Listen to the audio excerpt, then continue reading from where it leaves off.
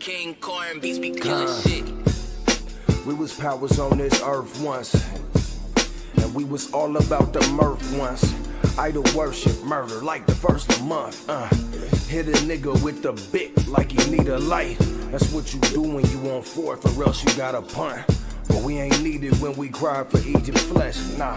So it's Egypt that we got, and we hella mad. These crackers soaring off our shoulders like some helipads. They see our sweat, but they don't feel us like we holograms. I'll be damned, another black man shot again. Hey, Shalom, family. Shalom, first and foremost. We're going to give all praises to the Heavenly Father, right? We do so in the name of His only begotten Son, who the world ignorantly calls Jesus Christ, right? Real name being Yahawashi, hamashiach, all right? I'm your brother, Captain Azariah of FOG.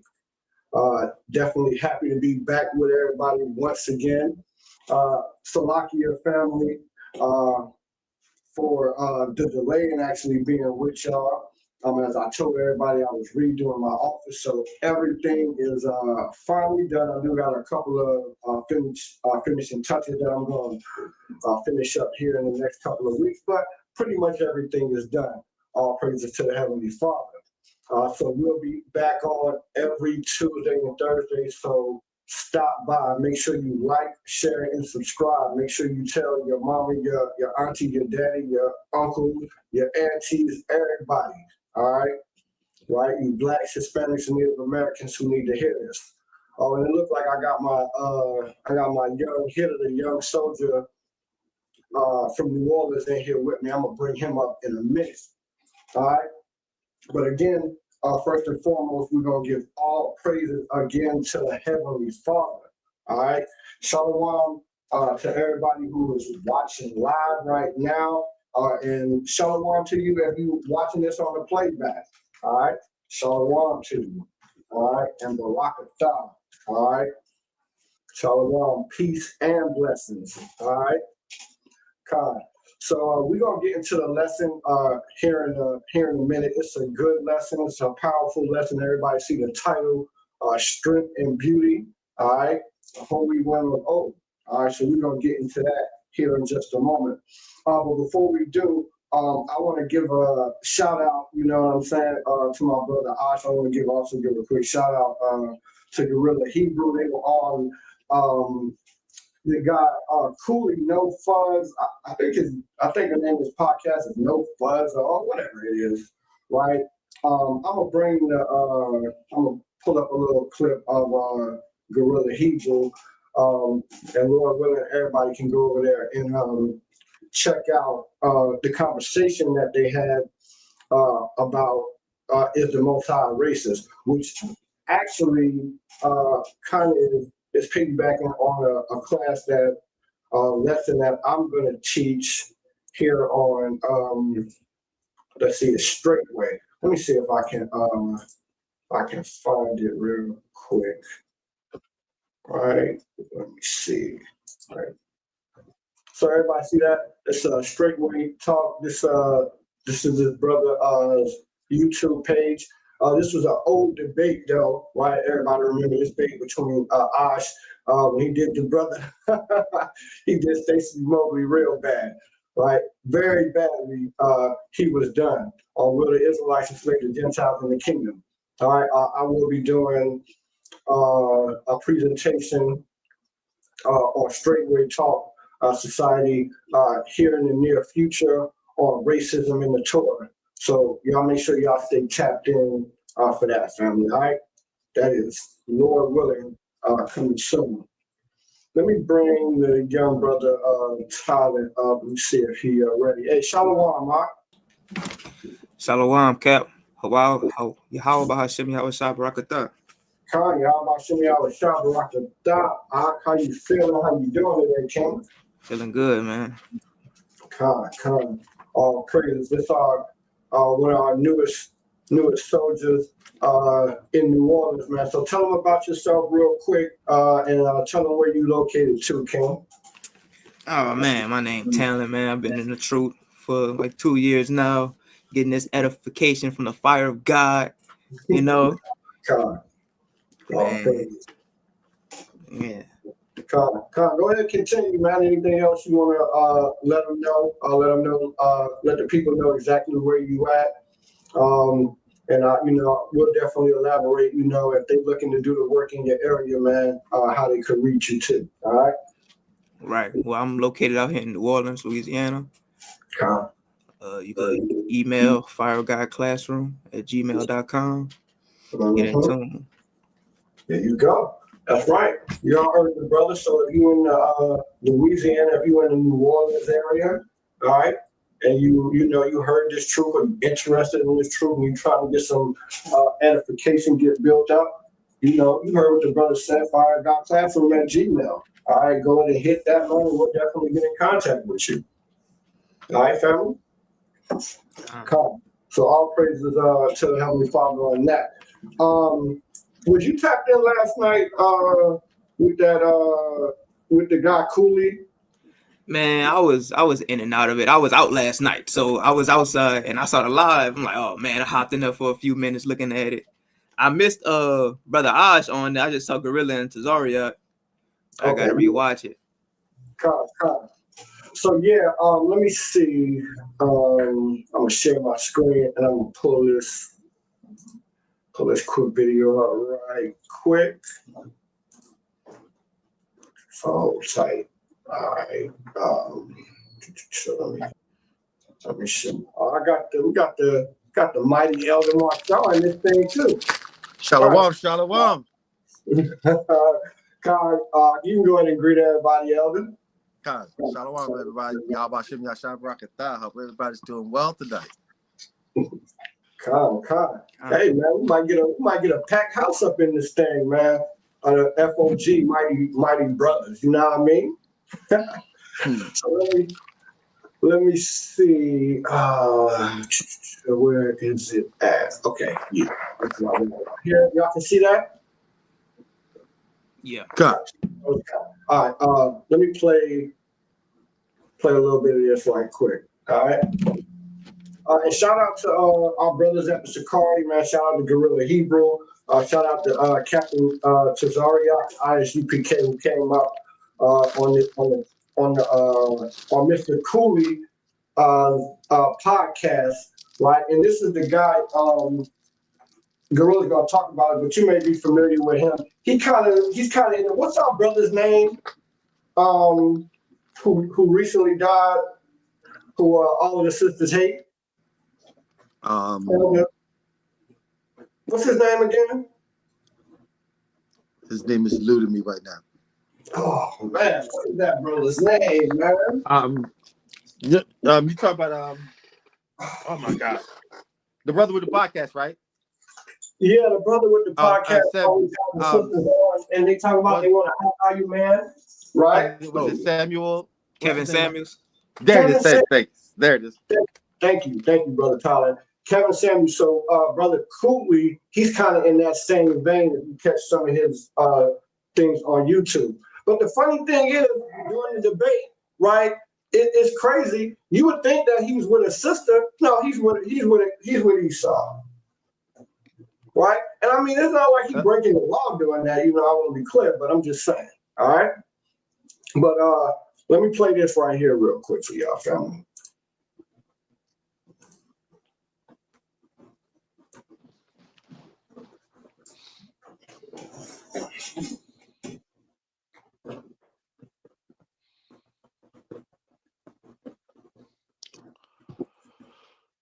All right, all praise to the Most High. I ain't gonna care. I had to jump right on this. Shalom, what's going on? I had to jump right on this. I ain't even gonna make y'all wait. I couldn't even believe this when I seen it. We got the brother Gideon. Apparently, has met with the leader of the clan. Wow! Whoa! Unbelievable, unprecedented. Yatazak, Shalom King. He said, you destroyed that fully do. Yeah. So yeah. If y'all ain't seen that, I had a debate earlier, impromptu on the No Fugazi podcast. Me, the brother Captain Zariak, my brother Mr. 6'5", brother Osh from Fire God jumped on there. It was powerful. It was mighty. All praise to the Most High. All praise Yahawashi. It was mighty. If y'all ain't seen it, you can go to No Fugazi podcast, or I'm gonna premiere it in a couple of hours. I think Captain Zariak's gonna premiere a but y'all heard everything y'all needed to hear over on No Fuss, Mr. Cooley's podcast. Like I said, our brother Ashton Carr was up there. The Gorilla came up there. Captain Cesare Archivius UPK. So definitely go over there and check that out, family. All right. And with that, let me go ahead and take this down. We're going to go ahead and get into the topic, right? Make sure y'all like, share, and subscribe. All right, family? Like, share, and subscribe. Hey, shalom to everybody in the chat. Shalom. I camp the block. All right? Shalom. Oh, that's my brother. I believe. All right? Is that a cause? In the chat, if that's you in the chat, Shalom, King. All right. But again, like, share, and subscribe. Make sure y'all are supporting us. It's definitely appreciated, family. All right. I ain't gonna hold you too long. We're gonna go ahead and get into it. All right. So the title, I definitely have been meditating on this lesson title for a while, Strength and Beauty, the Holy Women of Old, because it definitely lessons both, men and women can learn from this. So we're going to get into it. We're going to explore, take a look at some of our ancient sisters. I like to call them the sisters of the promise, because they were, all of these sisters that we're going to take a look at were around during the time of the promise, Abraham, Isaac, and Jacob, so to speak. All right. So we're gonna start with our and you sisters, your foremother, right? And who would that be? Sarah. There we go, right? Our sister Sarah. So, brother Tyler, go ahead and get Genesis 17 and 15 for me. All right. Genesis 17 and verse 15. And hold on 1 second, because let me share my screen. I'm gonna put it up here too for everybody. Let's see. All right. Here we go. All right. So whenever you're ready, I'll go ahead and read that. It's the book of Genesis, chapter 17, verse 15. And God said unto Abram, as for Sarah, thy wife, thou shalt not call her name Sarah, but Sarah, her name shall be. Name be. God. So the Most High said unto Abraham that he's going to change his wife's name, right? Now let's look at Sarah's name, right? Because as we know, and if you don't know, for anybody who don't know, in our language, right, Paleo Hebrew, our names are generally prophetic in a lot of cases. They describe the type of person you are, right? And in Sarah's case, because she's the foremother of all of our sisters, so to speak, right? Right. Her name is very prophetic, and if you look at the characteristics surrounding her, it's going to give a lot of insight. So that's what we're going to do right now. So let's look at the sister Sarah's name. We're going to look at her name before it was changed first. All right, her name before it was changed first. So we got it right here. All right, this Sarah. This is Strong 8297. All right, let's take a look.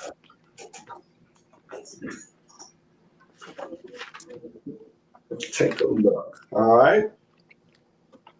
So again, this is Salakia H8297 Salakia. What I said, right? So what I said, Elvin, first. H8269 Salakia family. I don't know what I had said the first time, but this is Sarah, right?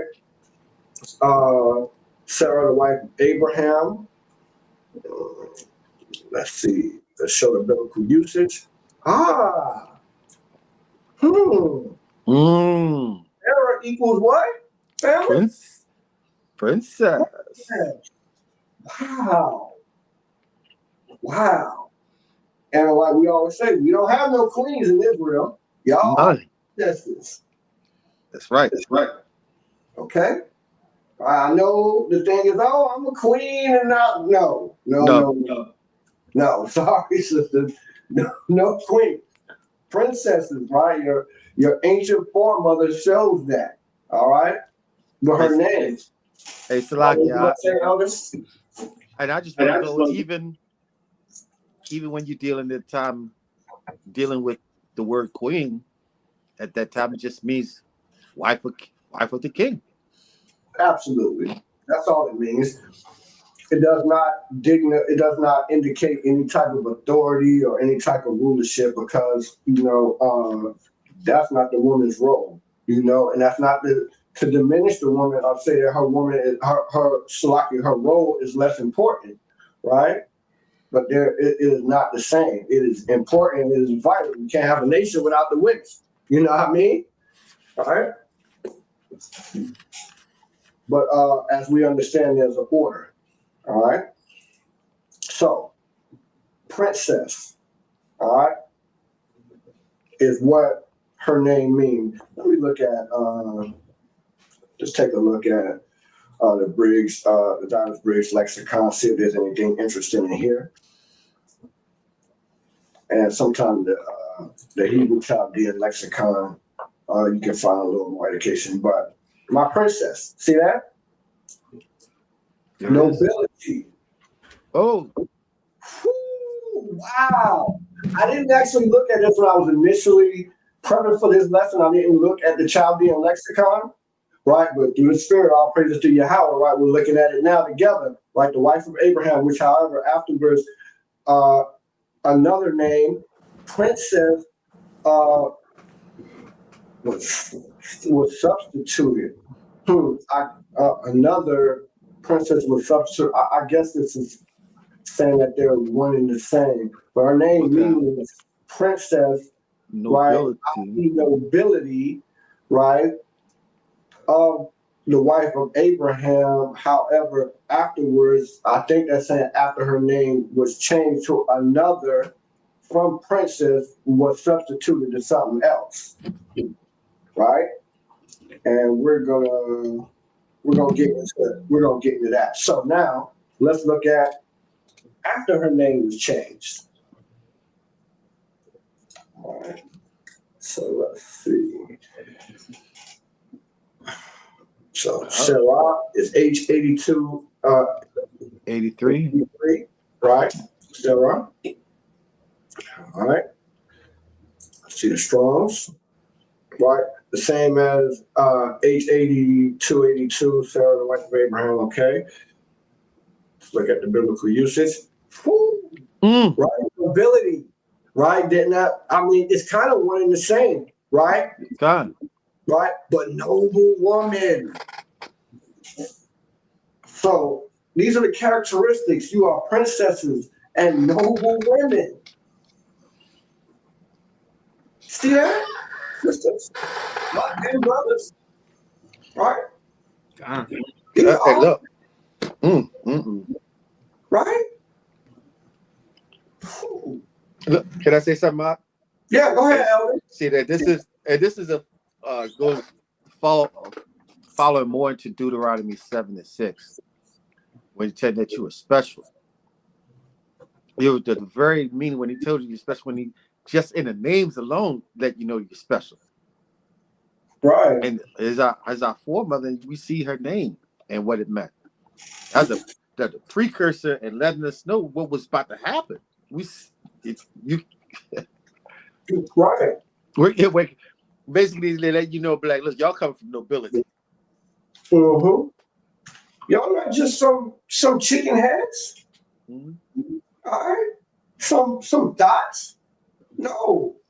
And they know this. And this is No. why they work so hard in keeping us as a people fighting amongst each other, men against the women, brothers against, old against the young, that Willie Lynch. Mm-hmm. And as long as they keep us not understanding what's going on and keep us off tilt and off balance, we're gonna be stuck in this rut. Mm-hmm. Because our people have been hearing this for a long time. Maybe like you descended from kings and queens, but never understood what that meant. Mm-hmm. Right. And that's why this lesson, Shalaki, is important to me, right? Because I want to highlight, the characteristics of our sisters, right? And when they're in their right mind, right? Not when they are out there in the world, right? Because there's nothing in the world but what? The lust of the flesh, the lust of the eye, and the pride of life. All right? Right? Because there's nothing in this world for us, right? Right? We're in this world, but we're not of this world. Right? So I wanted to highlight again the characteristics of our sisters, right, and show, right, the strength, the beauty, right, and the special gifts that Yahweh gave y'all, right, and especially when I get into the story of Judith in the next lesson, right, and expound on her story, right, you're definitely going to see strength, beauty, and a fierceness, right? A danger, so to speak, right? Israelite woman might be beautiful, but she's beautiful and dangerous too, though. All right, God. right? I'm telling you, bro. All right, man. The things they said about Judah, but let's look at Sarah a little bit more. Right, we're not done exploring Sarah. So we just looked at the characteristics of her name, right? Now let's Right. look at some of her strength and her beauty characteristics, because we're not gonna have a title without exploring the strength and the beauty in our sisters, right? Through the lens of uh, our sisters, right? Our ancient sisters of old, right? There's no such, we don't have a monarchy, we have a patriarchy. I almost said our ancient monarchs, but no, these are the ancient holy women of old, right? Now we're gonna show a precept and back that up too. All right. So let's read, if you could, Brother Tyler or Elder Marshall, Genesis chapter 12 that I got up on the screen, verse 10. Okay, I got it. Mhm. This is Genesis chapter 12, verse 10. And there was a famine in the land, and Abram went down into Egypt to sojourn there. For the famine was grievous in the Right, so there land. was a famine in the land where? In the land of Canaan, right? Right? And Abraham went down into Egypt, you know what I'm saying? Right? To do what? Because remember, he was called out of the land where he dwelt, our earth, right? Mhm. Into where? Right? Land he didn't really know, right? God. Right. But so he went down into Egypt because there was a grievous famine in the land. Let's see what happened. Verse 11. And it came to pass, when he was come near to enter into Egypt, that he said unto Sarah his wife, Behold, now I know that thou art a fair woman to look upon. Right? He said, I know thou art a fair woman to look upon. Verse 12. Mm-hmm. Therefore it shall come to pass, when the Egyptians shall see thee, Mm-hmm. they shall say, This is his wife, and they will kill me. Paul, right? You know, like if you got a beautiful woman, right? A beautiful wife, right? You might, go out on the town with your lady, right? You want to take her out to a movie, right? You might, go to a little bar or something. You know what I'm saying? Sit up, right? Adult time, have a couple of cocktails, right? Right? Somebody might come up to you, right? Man, that's your wife, right? Yeah. You know what I mean? I remember even back in the day when I was working in corporate America, and I was still out in the world too, right? They have the Christmas party every year, right? And my rib would, come to me, man, and nobody ever seen her, right? And dude be like, man, that's your rib right there? Yeah, man. All right. Yeah. Take 2 steps back. Take like 10. Hey. All right. Hey, I was just about to say, and I know there's some brothers that might have probably dealt with that, or some sisters might have went with that with their man, and they're about to go out, and their man was probably just said to her, "Babe, can you do me a favor? Can you go change?" Yeah. Yeah. Hey, not saying that the outfit you have on was nothing wrong with it, but sometimes brothers just don't feel like going through it all the time with other brothers. Because sometimes you just got we let's be for it. We have ignorant brothers out there. And I'm not gonna lie, I was one of them ignorant brothers back in the days. So sometimes we have to deal with that, because when you gotta, you say when like they said, when you got yourself a baddie, everybody want it. That's right. That's right, and we see that's nothing new, right? Like the boy Drizzy, and he lost that battle so bad, goodness gracious. But anyway, I digress, right? Like he had a song like the woman is so, I'm not gonna be vulgar like he was, you know what I'm saying? Song, right? But so such a brick house, right? That she made everybody else around her uncomfortable, right? Okay. That's saying a lot. Right? And we're gonna get into that a little bit too. You know what I'm saying? That's not uncommon. They're like, oh, what is that in the scriptures? Oh, yeah, the scriptures of all women is in this Bible. All right, we go get there. All right, that's strength and beauty. All right. Right now we're exploring the beauty. Okay. All right. Let's continue. Let's read this again. And then we're gonna look at a couple of things. All right. Okay. Where you want to take it from? The 11? Again at verse 12. Right? Oh, verse 12. Excuse me. Verse 11. We'll read verse 11 and 12 again. Okay. Genesis chapter 12, verse 11. And it came to pass, when he was come near to enter into Egypt, that he said unto Sarah his wife, Behold, now I know that thou art a fair woman to look upon. Right now, this before I even got to Egypt. This is serious. We ain't even get there yet. He ain't even got there, bro. It's like, yo, I know my chick is better than everything in this whole nation. That's basically what's going on, bro. He's like, everybody gonna want you, right? They're gonna. You are so fine. They're gonna kill me to get you. Man, hey, ain't nobody better than our women, man. I don't care, right? What you gonna say? Go ahead. Hey, I guess she was the. I guess really she was the epitome and the muse for the song. And the men all pause when you walk into the room, and the men. You know what I'm saying? That's the only thing I can think of. Because he's before we even enter into there, he stops his wife and he says, Behold. Mm-hmm. Now I know. Oh, we kind of losing the elder. Hey, brother, elder, you there? We kind of losing the elder. Hey, brother Tyler, can you pick up at verse 11 and read that again? Con. Genesis Mm-hmm. 12, verse 11. And it came to pass, when he was come near to enter into Egypt, that he said unto Sarah his wife, Behold, Right. now I know that thou art a fair woman to look upon. Pause right there. Right? Know that thou art a fair woman to look upon. So let's see. What does it mean to be a fair woman?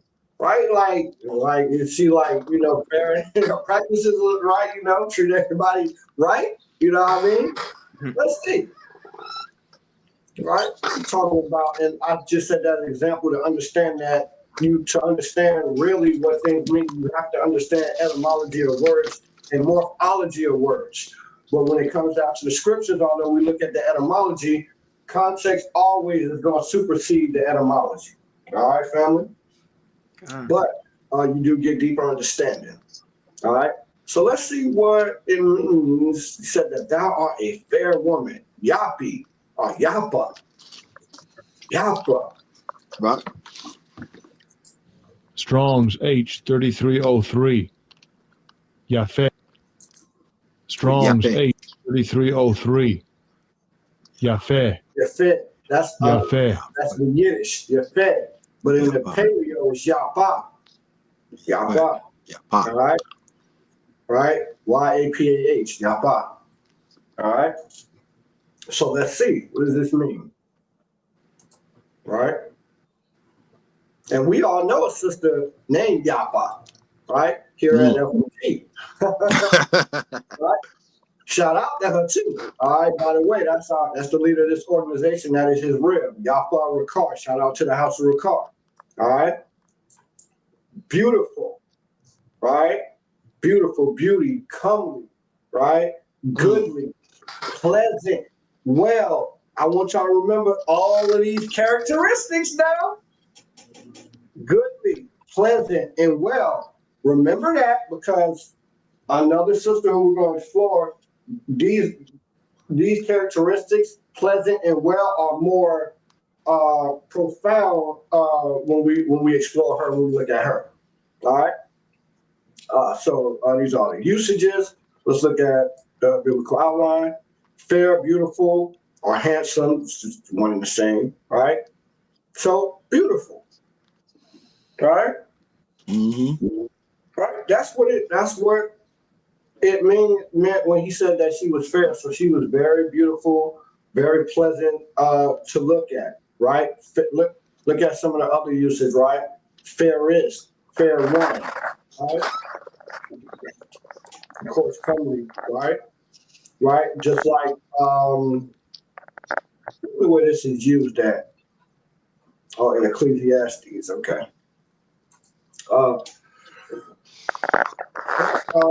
But we see, right, that she definitely was she was definitely a beautiful what? A beautiful, noble princess. Right. All right. We put it all together. She was a beautiful, noble princess. Right? So now, let's look at her strength. Right? Because we're not going to talk about the beauty and don't talk about her strength too. All right. Hey, I didn't even see my brother back here, man. Brother Yeshaya, Shalom, Mark. Shalom. Yahawashi.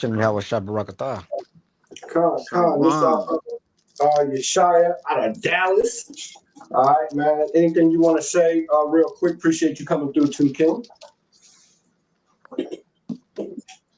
I'm just catching up. I'll let y'all continue on, then I'll chime in. Con. And Shalom Akim as well. Shalom. Shalom. Con. All praises, man. So look, we got New Orleans in here, right? Louisiana, right? We got Baltimore, Maryland in here, man. And we got big Texas in here, man. All right, man. So if y'all any of y'all brothers, sisters in the area, I'll drop the email in the chat, firegodclassroom@gmail. Right? You looking to do the work? Right? You looking to fellowship? Hit us up, man. We here. All right. We here for y'all, family. All right. We here to teach. We here to edify. Right.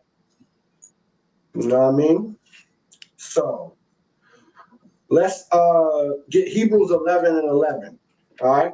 Hebrews 11 and 11. I'm gonna put it up right here too. All right. Let's look at our sister Sarah. We've already shown, right, that her name literally, right, in both instances means noble princess, right? Right? And she was described as being fair or beautiful, the fairest, fair one to look at. Okay? So she was a beautiful, noble princess, right? Right. Well, we've explored her strength, her beauty. Now let's look at her strength, right? Hebrews 11, one of my favorite chapters in the Bible, all right? So Hebrews 11 and 11. God, it's the book of Hebrews, chapter 11, verse 11. Through Mhm. faith also Sarah herself received strength to conceive seed. See And that? was See that? Mm. Right? I know we weren't going to talk about her strength. Yes, she did have to have the strength. She was how old, Sarah? Huh? How old was Sarah when she What was that? conceived? How old was Sarah when I'm gonna she say conceived? Sarah was over 100, about 100, I believe. She was close to 100. All right? Close to a female, as we say where I'm from. All right? Right. Man, read that again from the top, huh? through faith also Sarah received strength to conceive seed.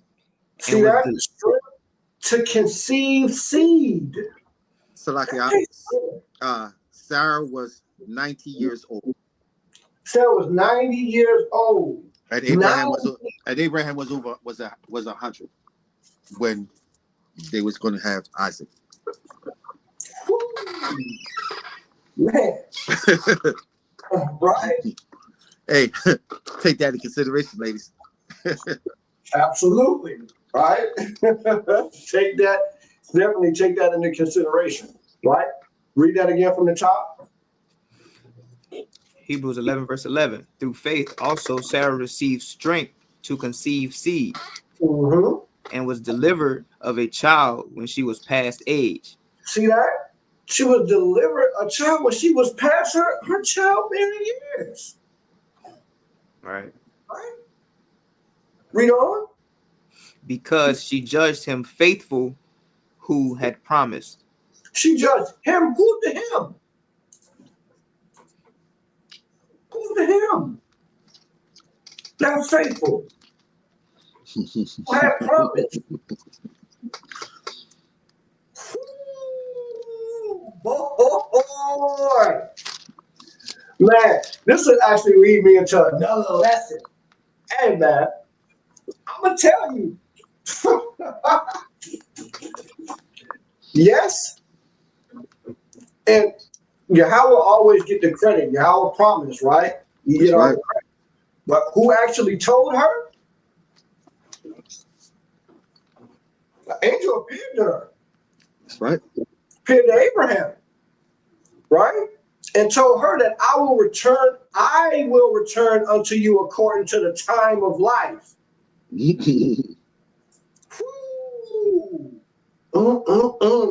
Bars.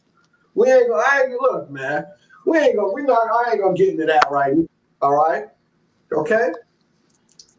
But the him right here that's faithful who promised was the Lord Yahawashi. Okay. Right. Yes, Yahweh. Right. But the one who literally was there with her. All right. Let's keep going. Verse 12.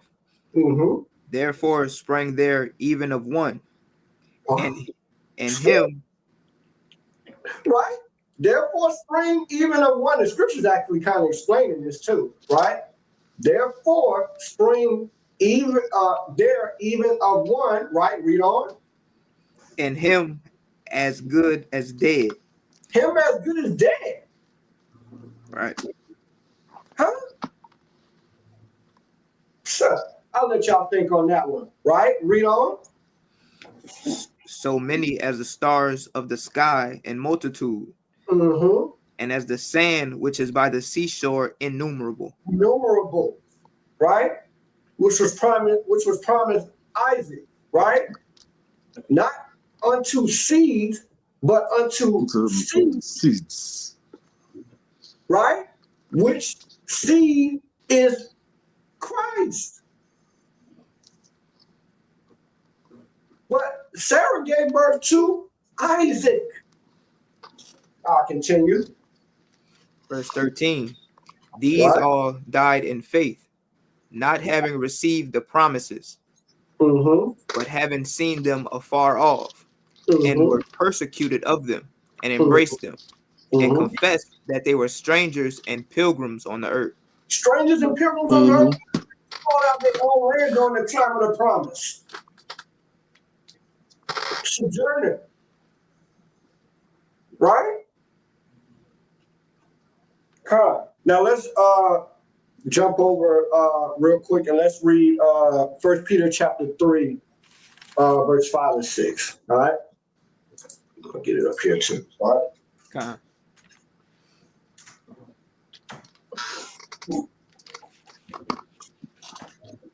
First Peter 3 and 5. Yeah. First Peter chapter 3, verse 5.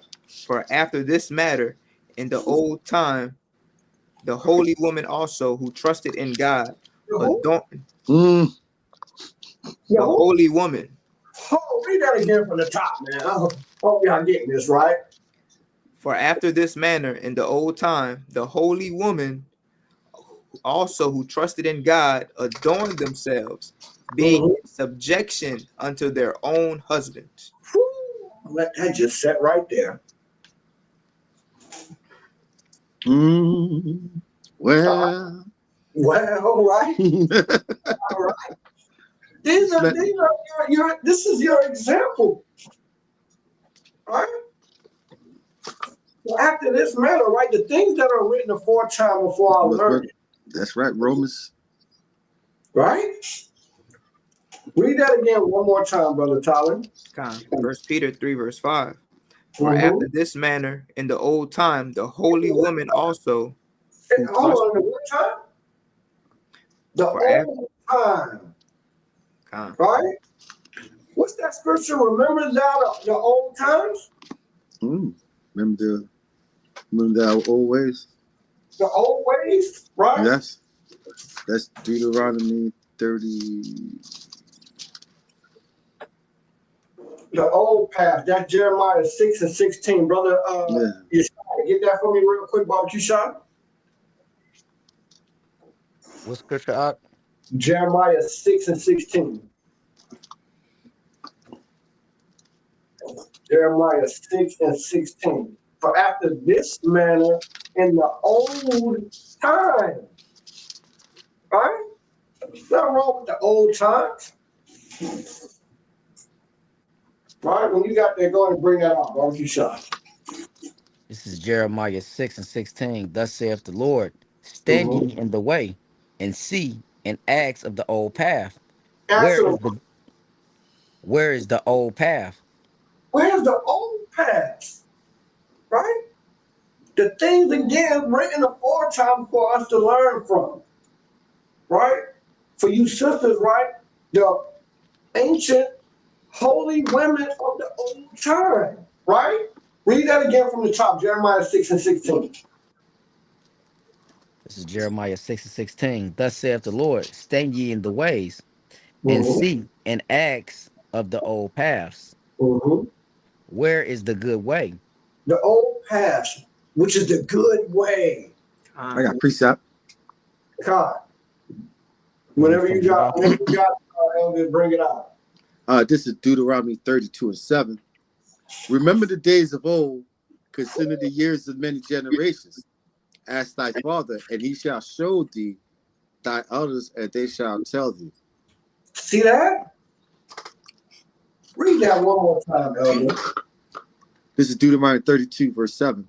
Remember the days of old, consider the years of many generations. Right? Remember the days of old and consider the generations, right? Your ancient ancestors from generations back, right? Read on. Ask thy father, and he Right? will show thee thy elders, and they will tell thee.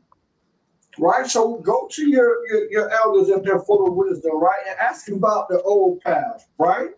And if they're wise, they'll tell you about our ancients, right? That's Because right. if you come to one of us, that's what we're going to do. We're going to tell you about the things of old, right? Our patriarchs, right? Mm-hmm. Jeremiah 16:6. Read that. You sorry? What was Oh, that? I got This it. is Salakia. This is Jeremiah Salakia 6 and 16. 6 and 16. Thus saith the Lord, stand ye in the path and Mm-hmm. see, and Right. ask for the old path. Right. Read on. Where is the good way? And walk therein. Mm. See that? Where is the good way and walk therein? That sounds like walk thee in the light, in the light that thou mayest be illuminated. Yep. Right, read on. And ye shall find rest for your souls. Man, sisters, remember the women of old, the holy women of old, right? And their stories, right? When you're reading these texts, right? These things can give rest to your soul, right? Read on.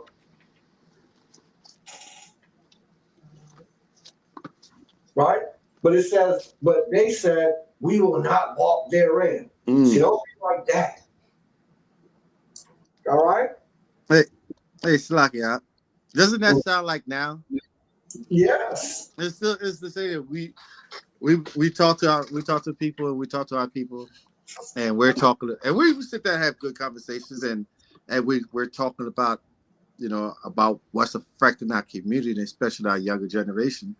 And we tell them like, well, we need to get back to the scriptures. We need to get back to this and do this. And you know what they say? Man, that was Mhm. back then. This Yeah. is this is 2024, Right. 2025, Right. But I Right. mean, I asked them, I was like, okay, you say all of this, but I'm taking consideration. This is the new millennium or whatever. We doing all this new stuff, and we getting worse and worse and worse. So Mhm. obviously, this new stuff ain't working. Maybe we need to go back to the old stuff. Yeah. Absolutely. The old Right. saying go: if it ain't broke, don't try to fix it. Okay. Absolutely. Right. Let's finish up here in First Peter chapter 3. Huh. Let's read verse 5 and 6. Book of First Peter chapter 3 verse 5. For Mhm. after this manner in the old time, the Mhm. holy woman also who trusted in God See that? adorned Trusted in Yahweh. Right. Read on. adorned themselves, being in subjection unto their own husbands, Right. Read on. even as Sarah obeyed Abraham, calling him Lord, She did what? Mm. calling him Lord, She did what? calling Calling him him Lord. Lord. Call him Lord. That's the type of respect she had for her man. She called him Lord. Right? And Lord just means ruler. Really? Okay? Hey, that's not even happening nowadays.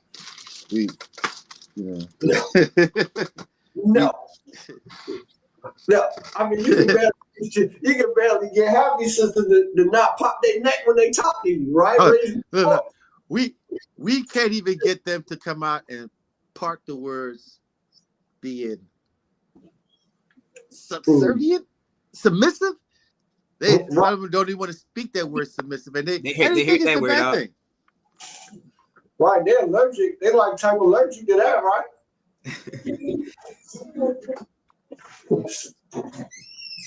But it's not a bad thing. I don't understand it.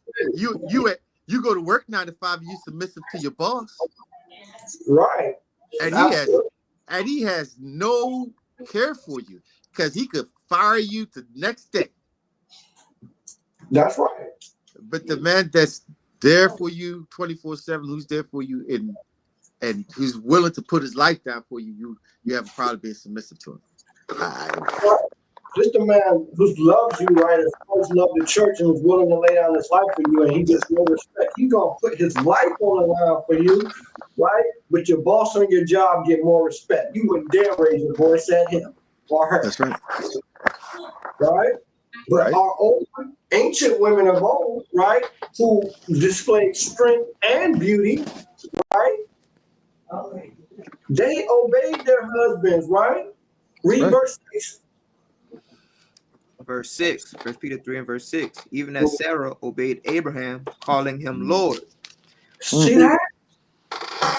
What's the next clause, though? Right? We're just going to let this sit here for a second, right? Right. It say what it say. Go ahead, Op. Whose daughters ye are, as long whose daughters ye are. One more time. Whose daughters ye are. Ye are. Keep going. As long as ye do well and are not afraid with any amazement. See that? But you got to do well, right? And don't be caught and be amazed by the cares of this world, right? Be not dismayed, right, by what's going on in this world. Again, like I said earlier, it's not in this world, sisters, but the lust of the flesh, the lust of the eye, and the pride of life.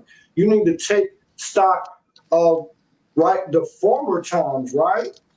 The times of old, the holy women, right, who trusted Yahweh, right? Who are subject to their own husband, calling their husband Lord.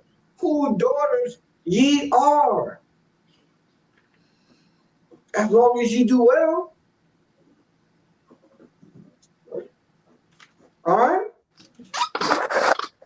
Read verse 7. Verse 7.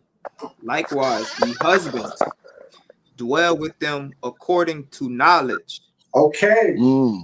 Read that one more time. Likewise, ye husbands, dwell with them according to knowledge. See that out here? Right? She's not just there for you to abuse and talk too badly, right? Verbally. Abusive is what I'm saying. Right? You have to deal with her according to knowledge. Okay? When you dwell with her according to knowledge. All right? Understanding that what? Read on. Giving honor unto the wife. Right? That's what love is. Love is respect, honor, and commitment. Right? I'm just talking about in just a marital sense, you know what I'm saying? The characteristics when you love somebody, what you'll display, right? You know that love in the Hebrew sense is strength from home, but this is what this is talking about, right? Dwelling with her according to knowledge, giving her what? Honor, right? Then you, of course, you respect and you're committed to your wife, right? Read on. As unto the weaker vessel. Right. As unto the weaker vessel, right? We are not equal. All right. And it's okay. Right. The Christian church, bro, it's like they skipped this part, bro. Right. Whew, boy, Christianity. Right. Read on. Finish this verse up. And as being heirs together of the grace of life. See that? Heirs together. In the grace of life. All right? You can't have one without the other. Read on, finish up. That your prayers be not hindered. All right, brothers, remember this, right? So that your prayers be not hindered, because the prayers of what? Of the righteous availeth much. All right? So we've looked at Sarah's strength and beauty. Let's move on, right? Who would be next in this line? Rebecca. There we go. All right. Yeah. There we go. Let's look at our sister Rebecca. Let's jump over to Genesis chapter 24. Yes. Genesis 24:16. Very important sister of old, holy sister of old, right? So Genesis 24, and we're going to start think verse 15. Okay. This is the book of Genesis 24, verse 15. Mhm. And it came to pass, before he had done speaking, that behold, Rebekah came out, Mhm. who was born to Bethuel, son of Micah, the Mhm. wife of Nahor, Abraham's brother, Mhm. with her pitcher upon her shoulder. Right, read on. And the damsel was very fair to look upon. She was what? Very fair to look upon. Ah, so she was beautiful also, right? All right, we starting to pick up a little trend, right? But watch this. Shit, this is an important distinction I want people to understand right here, right? About our sister Rebecca, right? Read the next clause. Con, very fair to look upon. A Mhm. virgin neither had any man known her. See that? When she a virgin, in the sense of she's never been with a man, the Bible's gonna tell you she ain't been with a man. Okay, virgin, right here. The Hebrew word alma, mistaken, of Lakia, of a tool, right? Right. Let's see. No, that's Let's look at it quick. All right. So a virgin, sometimes a bride, also a maid, a virgin. Let's look at the Greek who uses virgin. Just a young woman, right? right. Let's look at it. Lexicon. Purely unspotted, being separate or secluded from intercourse with a man too. So this literally means, and they're talking about especially the Virgin Mary. Yes, the virgin until she got with her husband. Maybe, Right. maybe, but let's see. And also neither. But the point is, right? They go on to say, and neither had any man known her. Right? They made define that. Say what? Oh, I said they made sure to point to express that, let that be known. Right. To express it, right? To expressly let it be known. Neither had any man known her. Right? But that's not the point of this. We're not going to get bogged down there. Oh, hold on for a minute. Can I say something? Well, it is because that's one of the key parts, because and that's one of the things that our women and our daughters and our princesses we kept, because we knew that sex was marriage, and they kept themselves, what would they say, but what would the word chaste, until it was time for when they was giving it to marriage. Yeah, absolutely. And that was the norm. Yeah, so it was no hot girl summer going on. Right, absolutely. You know, not get out there and you gotta go live life and be a promiscuous woman right through your 20s, and then look up after you got a high body count, and then you want to snag you a husband. You got all these men's spirit on you, man. And you wonder why you got a bad attitude.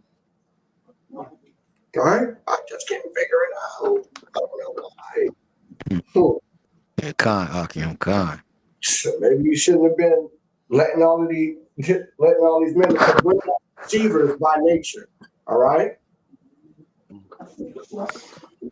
But let's look at the attributes of Rebecca. Right. So we see that she was a very fair to look upon. Right. So let's see what that means. All right. Very fair. Now this is a different word, because Sarah's fair was Yaakov, right? Yeah. Yes. Oh, all right. And this one So is. let's see what this one is. Strong's H 2896. Tove. Tob. He saw that. Toba. Taba. Taba. Taba. Right. Taba. Let's see. But let's see what it means, though. All right. Right. So, good. Right. In the widest sense. Likewise, a noun or masculine feminine. I want to get to what it means. Right. Beautiful, best, better, bountiful, right? Cheerful, at ease, all right? These are some of the attributes, but I want to look at the biblical usage, right? Good, pleasant, and what? Agreeable. Oh my God. I'm back on this one, bro. I don't want to understand. Now, this is what the book said, okay? Oh my goodness. I'm just saying, your holy ancient patriarch sisters, right?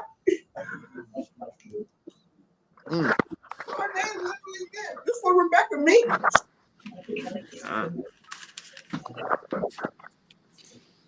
She was good. She was pleasant and agreeable to.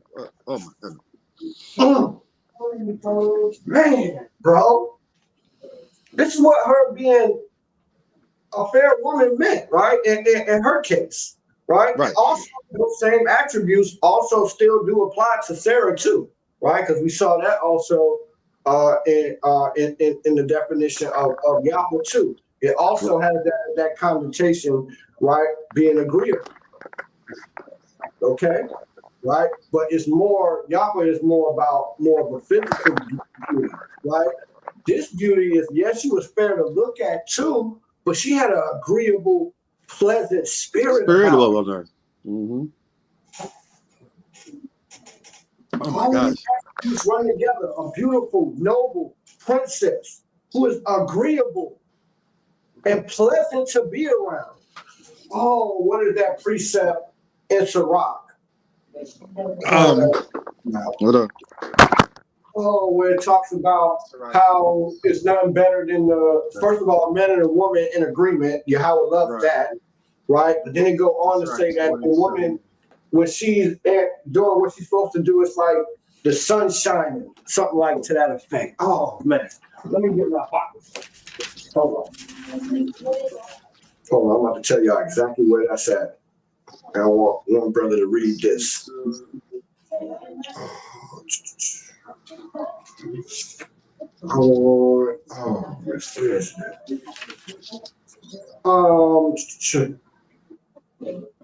Sirach 26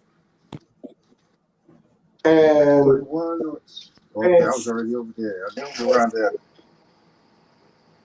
And start at verse 15. 28? No. Start at verse 15. 26 yeah, 28. And 15. No, I'm sorry. No, that's it. That's before that. This the book of Sirach, 26, verse 15. Mm-hmm. A shamed face and faithful woman is a double grace. See that? See that? Read on. And her continent mind cannot be valued. Her continent mind. Her continent, her stable, agreeable mind.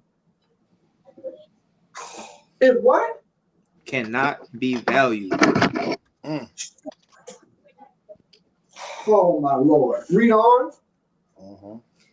As verse 16, as the sun when it ariseth in the high heaven, so is the beauty of a good wife. That's like a beautiful day, the sun that hit its highest point, right? And it's shining, right? Getting all that good vitamin D. Read that again. Verse 16, as the sun when it ariseth in the high heaven, so is the beauty of a good wife in the ordering of her house. In the what? In the ordering of her house. Of her house. Her house.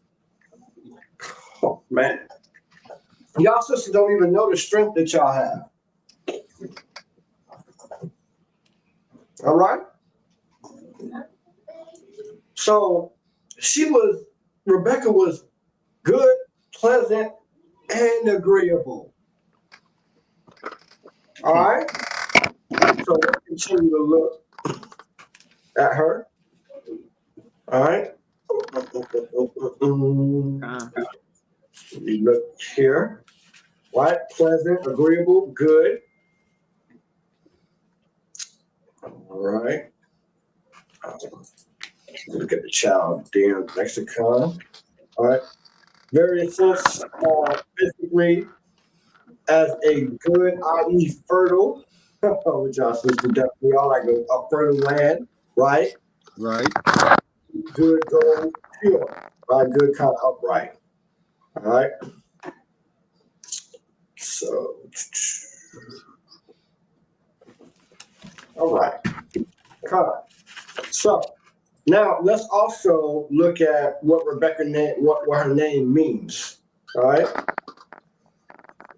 Because we haven't looked at that yet. So let's go to Rebecca's name. All right. That's what her name literally means. All right. So, you know, her attributes, how she's described as being fair, she was fair to look upon, and more importantly, she had a goodly, pleasant countenance, and she was agreeable. Okay. Right? So Rebecca, right?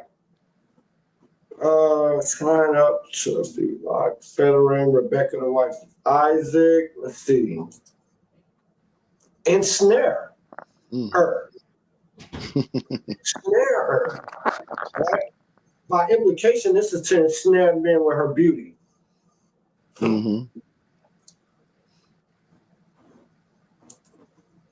Right? A rope with a noose. Not unfit as the name of a girl who ensnares men by her beauty. She had sisters like a rope with a noose, right? Unfit, right? And she got you, man. She got you by the neck. Like they used to say, she got you by the balls, right?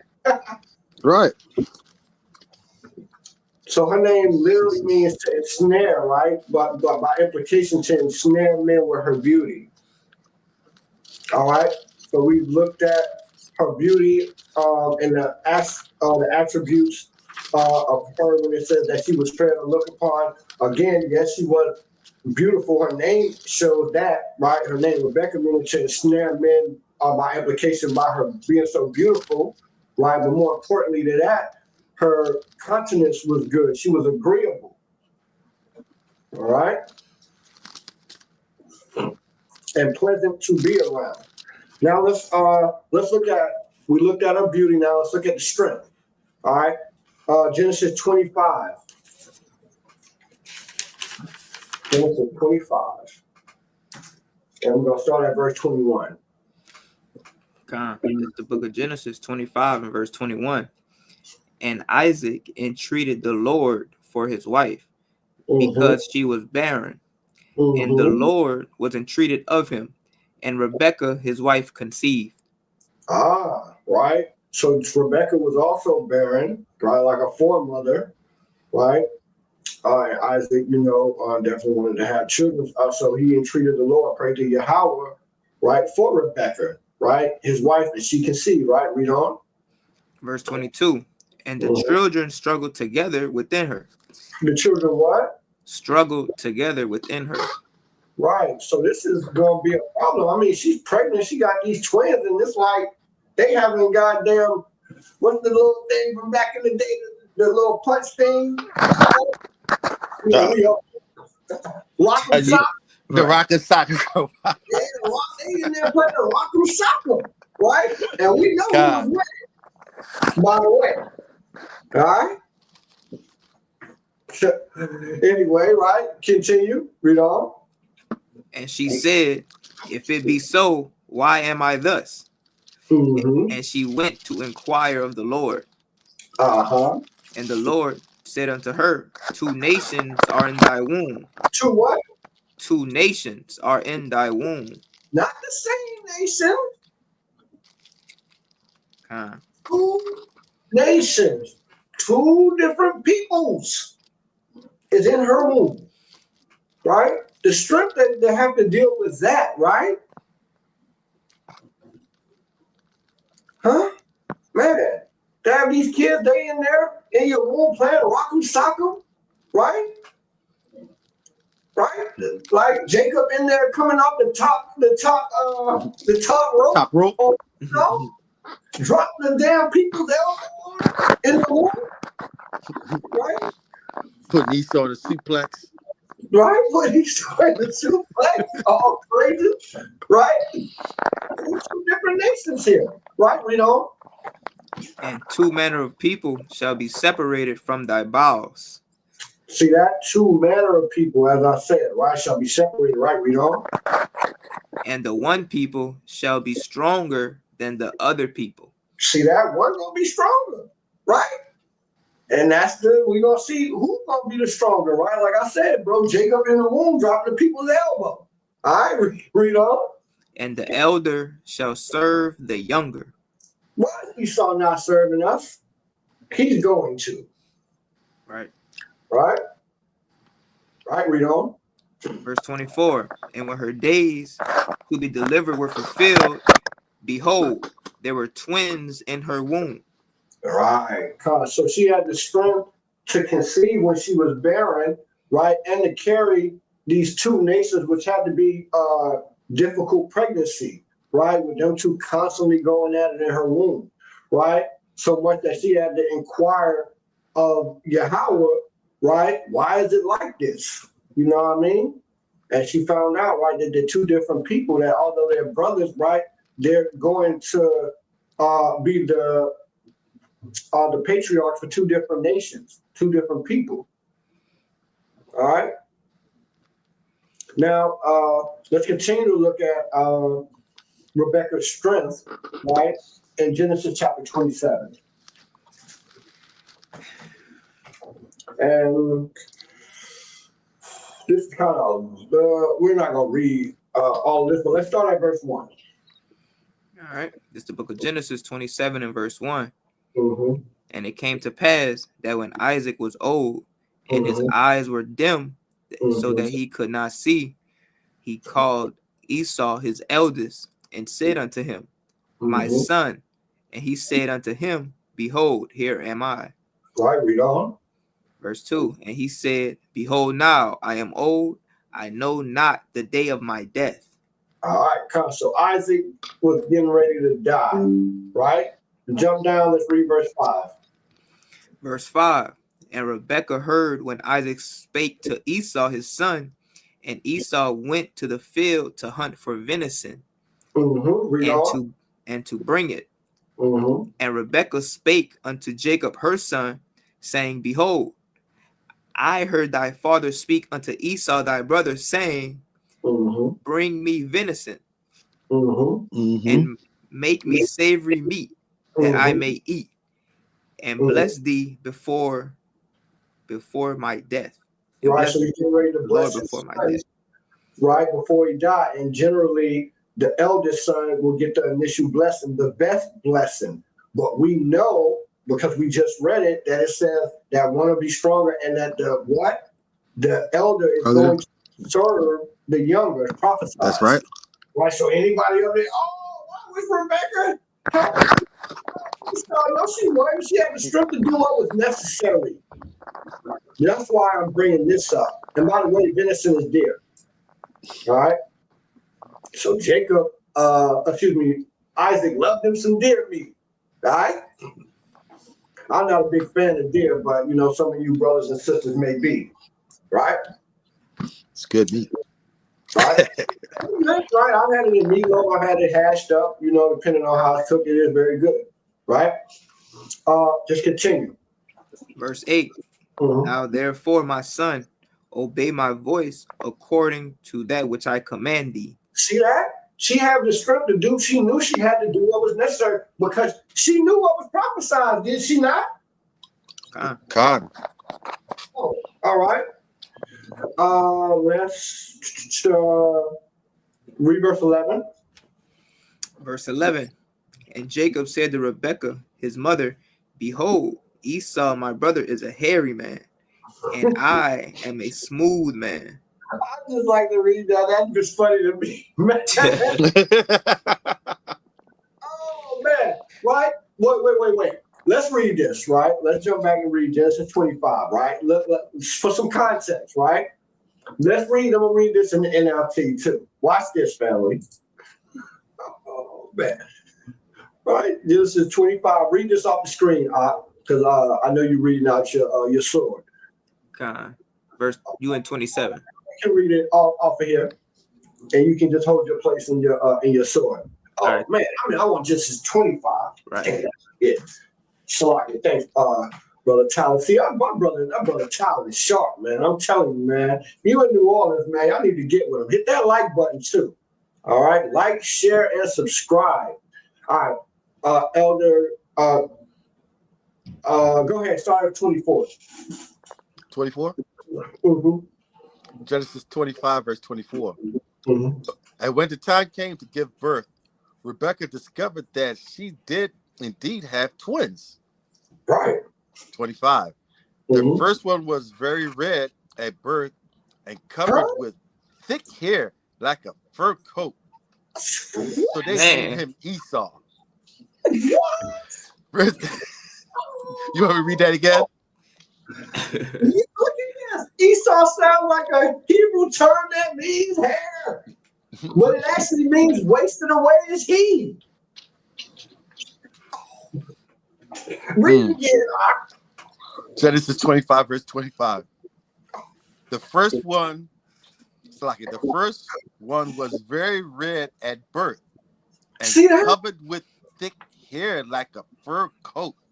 So they named him Esau. Oh my gosh. Right? Verse 26.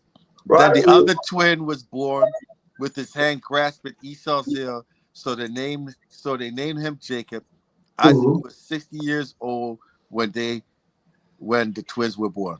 Right, so it doesn't describe the other one, the twin, as looking like Esau. So we know he didn't look like Esau. Okay, he looked like everybody else. Okay, that's why it's two different nations. Yeah, how can anybody get around this? It says that the one came out very red. You look at any pictures. Let me see this. Let me show y'all this, right?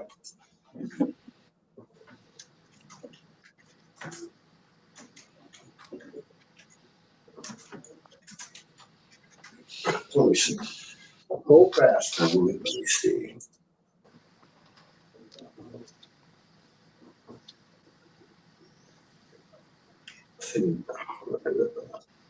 All right.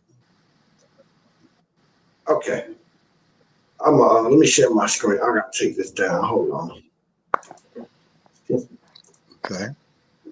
So this week I'll top it a little bit, but bear with us, fam.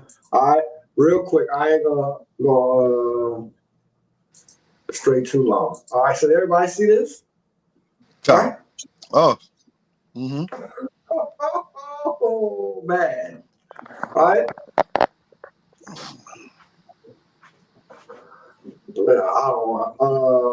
And see, they love the show, and I put white children at birth, right? Right. Why are they showing that? See, that's the wickedness, man. White children. Trying to put it in your head. Right? I'm telling you, bro. Be careful, man. Be careful, family, right? With these AIs and these algorithms. Oh my gosh. Huh? Super rich. That's how the majority of them look, man. I don't know why. I just did. You're right. You could just go like, I don't know why they showing these red dots, but I mean, because they trying to hide who they is. But all I'm saying is that obviously you can see these kids red at birth. All right. Yeah.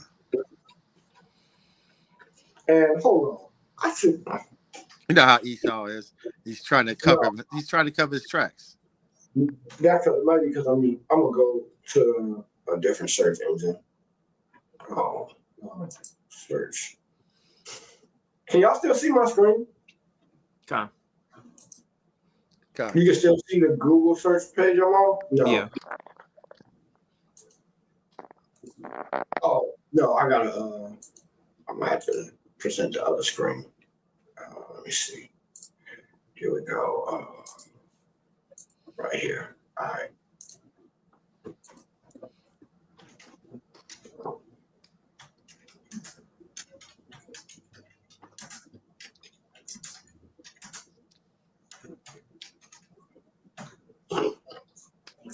Because I had, so it is normal for newborns to have redskins, which usually fades in a few days. Yeah, we know.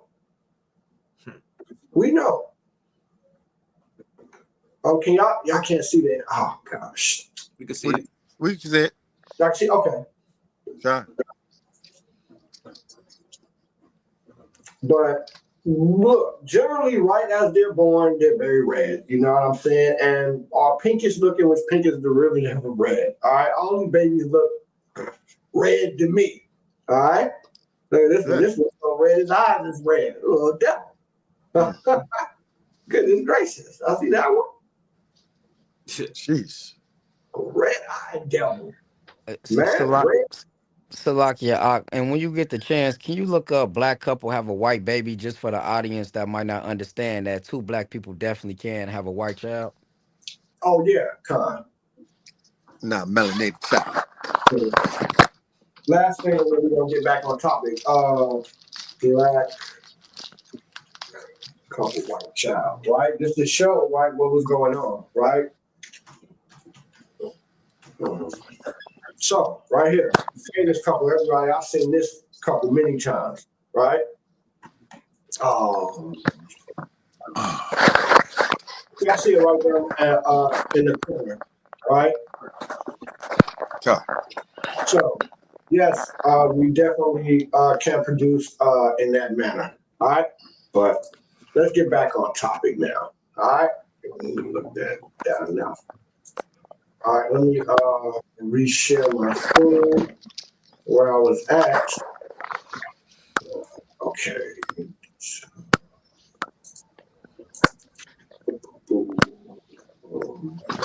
All right.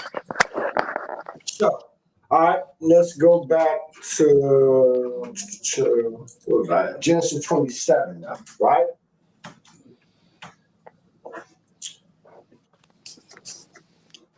And look, who wrote this?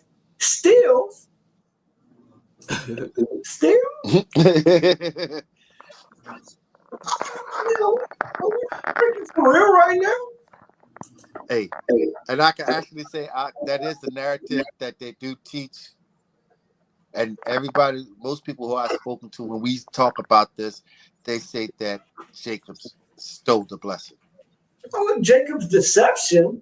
Yeah, I mean, well, he had to. It was justified for him to do it because Esau sold his birthright and prophesied. And they both knew it. How could he deceive him and steal it if both of them knew the value of said birthright? It would have been he deceived him if Jacob did if Esau didn't understand the value of the birthright. Did not Jacob said, "Sell me your birthright this day"? Yes. And Esau said, "What good is it going to do me when I'm about to die of roughly paraphrasing, of hunger or whatever?" Mm-hmm. So, all right. It was not stealing, right? And Rebecca, what we're just highlighting is she had the strength again to do what was necessary. That's right. Let's read verse 15. Look at Genesis 27, verse 15. Mm-hmm. And Rebekah took goodly raiment of her eldest son Esau, Mm-hmm. which were with her in the house, and put them upon Jacob, her younger son. Right, read on. And she put the skins of the kids of the goats upon his hands. Read on. And upon the smooth of his neck. And y'all all seen that Edomite man, right, with that hairy red back all the way up on his neck? Right. God, yes. Yes. Got a neck mullet. Come on now. Man. I mean, so like, I know I had highlighted some of these. I wrote these in my notes because these are real life scriptures. When you read these, you can see Esau. You can see the white man in these scriptures. Right? Right. All right. So now let's read. Let's jump down and read. We're gonna read a couple more verses.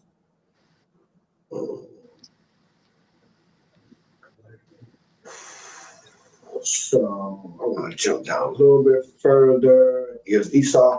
They both get their blessing, and watch what Esau said. Right. That's not what I really want to get. Oh, right here. Right. So this is the last clause of Esau's blessing, verse 40. This is Genesis 27, verse 40. Mm-hmm. And by the sword shall thou live. Woo, right, by the sword, the modern day gun, right? Right? You know? And shall serve thy brother. Mm-hmm. And it shall come to pass, when thou shalt have the dominion, that thou shalt break his yoke from off thy neck. Right, because we put Esau in subjection, right? At one point in time, but once the dominion was broken off his neck, once he excelled and reached his apex, right, at the during the time of the Greeks, right, he never really relented rulership of the earth, right, for a brief time, for 1,000 years, which was prophesied, right, during the what, as they call it, what, the Dark Ages. Dark Ages. Right? Or the Middle Ages, right? But that was prophesied in Revelations that the devil will be bound 1,000 years, right? Right, right. Because after we were exiled from Israel, we wandered up in the northern parts of Egypt, then down into the west of Africa, then down into the west coast. There were no civilizations there. We dwelt there for right at about 1,000 years before Esau started bringing his ass up out the caves. Yep. All right, and we had expanded, with the Moors. So some of us had moved throughout Europe, right? That's where you get the black nobility from, right? Over in Europe, which was a mixture of Arabs, Hamites, and Israelites. All right. Now let's read verse 41. Verse 41. And Mhm. Esau hated Jacob because of the blessing wherewith his father blessed him. He did what? Hated Jacob because of the blessing. That white man a devil, bro. He don't even know why he hates you. This is why. He hates you because of the blessing that you got from your heavenly father, right? Right, which was initially the blessing given to our lineage, our line from our forefather, our patriarch, one of our patriarchs, Isaac. All right? Right, read on. And Esau said in his heart, the days of mourning for my father are at hand. Then will I slay my brother Jacob. Then will I what? Slay my brother Jacob. See that? Mm. Ain't nothing new. You wanted to kill a nigga from the beginning. Right. Just saying, man. It says, where's that? One of y'all brothers, right? Because of your hatred for your brother, right? Right. I mean, we won't. Yahawashi said he will not forget. Esau, I think that's in Amos, right? Read on. Right. Verse 42. And these words of Esau, her elder son, were told to Rebekah. Watch this, And right? she sent and called Jacob, her younger son, and Mhm. said unto him, behold, thy brother Esau, as touching thee, doeth comfort himself, purposing to kill thee. See that? Plotting See? to kill you. She had to warn him. She had the strength to do what was necessary, even to her own son. Right? We have to be for real, right? Don't you think that she had to have some internal torment about this, maybe? Because it's her son, Yeah. right? Right. But They're she both her knew. sons. They're both her sons, but she knew what was prophesied. And she favored Jacob above Esau anyway. And that's not uncommon. Those of us who have multiple children, they'll talk, oh, people say, oh, I love all my kids the same. Lies. Yeah, lies. Lies. No, you Look, don't. You got one that you like the most. come on. And I know we know some parents out. Hey, it's like, I know some parents out there, they know, from day one, you child. If you have multiple children, if you have 2 or 3 children, as you watch them, you see their characteristics and you see how they are. And you could tell this one, he's going to be a handful or she's going to be a handful. You know, and you know in the future, you're going to have to deal harsh. You have to work hard with this. So yeah, come on.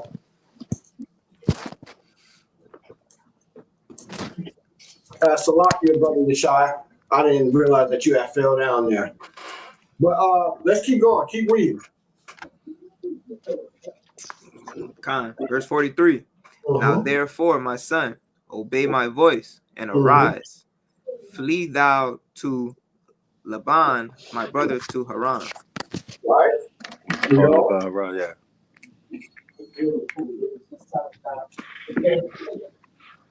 Go ahead, read on. And tarry with him a few days until thy brother's fury turn away. Right, keep going. Until thy brother's anger turn away from thee, and he forget that which thou hast done to him. Then I will send and fetch thee from thence. Why should I be deprived also of you both in one day? Right. She talking about lose her husband, right? And lose her favorite son. You know what I mean? All in the same day. Right, read the last verse right here. And Rebekah said to Isaac, I am weary of my life because of the daughters of Heth. If Jacob take a wife of the daughters of Heth, such as these which are of the daughters of the land, what good shall my life do me? Right. She says she's weary of life. You know what I mean? Right. So this is setting up Jacob's wives, right? Which we're going to get into next, right? Because wouldn't that be the next logical step? Right. Ancient women of old. All right. And this might get a little touchy for the sisters too, Lord willing not, you know. But I mean, we just have to point out it is what it is. Okay. So to recap Rebecca real quick, her name literally means ensnarer. By implication, that means to snare men with beauty, right? It says that she was very fair, right? So, which means what? Good, pleasant, agreeable, right? Her personality was agreeable, all right?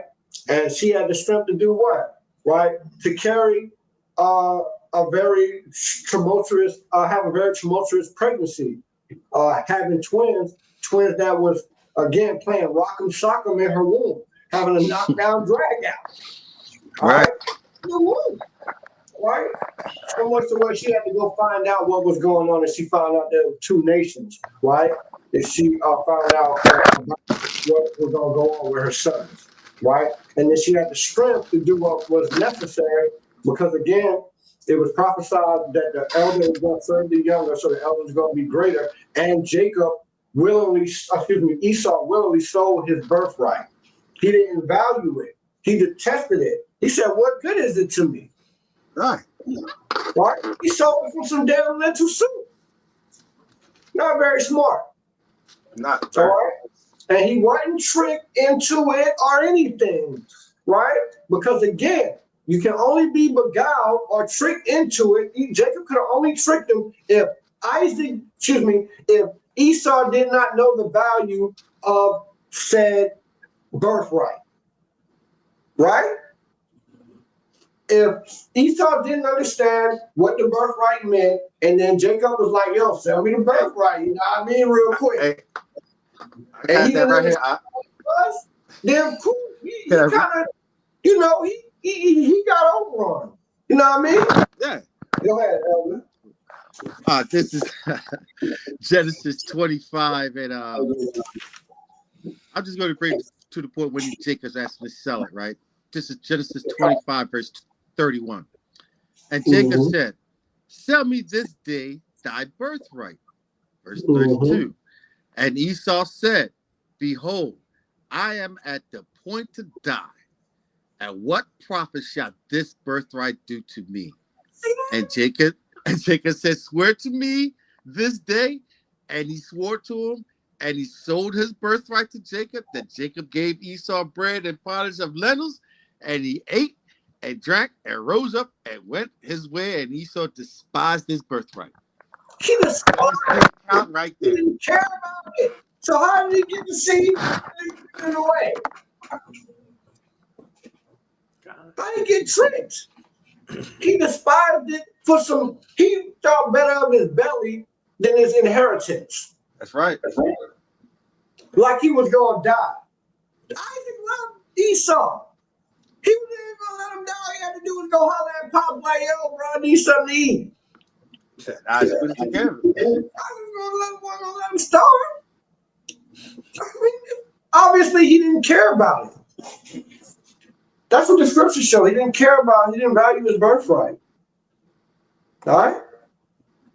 We're done looking at Rebecca. Again, Rebecca, again, at the end, she had the strength to do what was necessary to make sure that that Jacob got his proper blessing. All right? So now, let's look at Leah, right, and Rachel. These are the wives of who? Jacob. Jacob. So let's start with our sister Leah. All right. Salakia. Let me get the scripture. Get the scripture. Let's get Salakia. Let's go to Genesis chapter 29.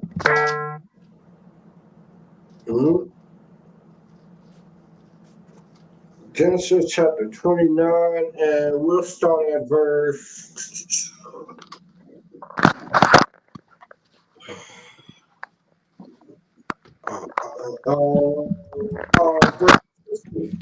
Verse 16. Yep. 29:16. Yep. Genesis 29, verse 16. And Laban said unto Jacob, "Because thou art my brother, shouldest thou therefore serve me for naught? Tell me, what shall thy wages be?" Leah was tender-eyed. Okay. You read Genesis 29 and 16? Got it. I read 15. All right, 16. And Laban had two daughters. The name of the elder was Leah, and the name of the younger was Rachel. All right, so Laban, two daughters. This is Jacob's uncle, right, on his mother's side. Okay? Right? And he had two daughters, right? One named Leah and one named Rachel. Right, now, let's look at the characteristics, strength and beauty. So let's look at the beauty, right? Now, I believe people are under the impression that Leah wasn't attractive, right? Have you ever heard that before? Nah. I heard it before. I'm going to show y'all what it is in the spirit of her being tender-eyed, right? Read verse 19 and 17, 29 and 17. Fly. Verse 29:17. Leah was tender-eyed, but Rachel was beautiful and well-favored. Right. So we're looking at Leah right now first. Leah was what? Tender-eyed. What does that mean? Right? Because I remember reading it like, bro, I don't know what that means. Mean like shy? Right? What does it mean? Let's see through the spirit. We'll find out about our sister Leah, because I heard people say, "Oh, she wasn't attractive." That's what that means. Tender eyes. Can I take a shot?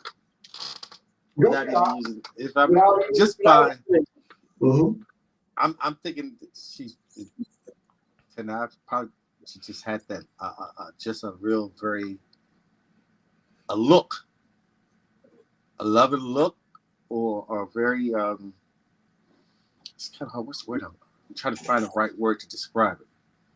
You know what I'm saying? Mm-hmm. She wasn't ugly. She was kind of there. Kind of. Right. Go ahead. Okay. So, tender, right? We're just looking at the word tender because it said she was tender-eyed, right? So, tender, right? Weak, right? Faint-hearted, soft, tender, weak, right? Look at the biblical usages. Tender, soft, delicate, weak. Right. Right? So, implication, this is saying that she had a soft look to her, right? Maybe even like a kind of like, like a shy type spirit, right? You ever met a sister like that? Yes, that real shy type. Yeah, real she's shy, like, reserved. Just. Oh, she's like reserved back and just, yeah. Just soft, very easy to talk to. Probably, like if she in the room, probably don't even know she in the room. Right? That's the type of look she had about her. But we're gonna get more in depth into it. So tender-eyed. All right, let's just look real quick. See what eye is talking about. In the sense, it's actually talking about her eyes. Right? So she had soft-looking eyes of a physical eye. Right? So what does this mean? Brothers, what do y'all think this means? I think she was just.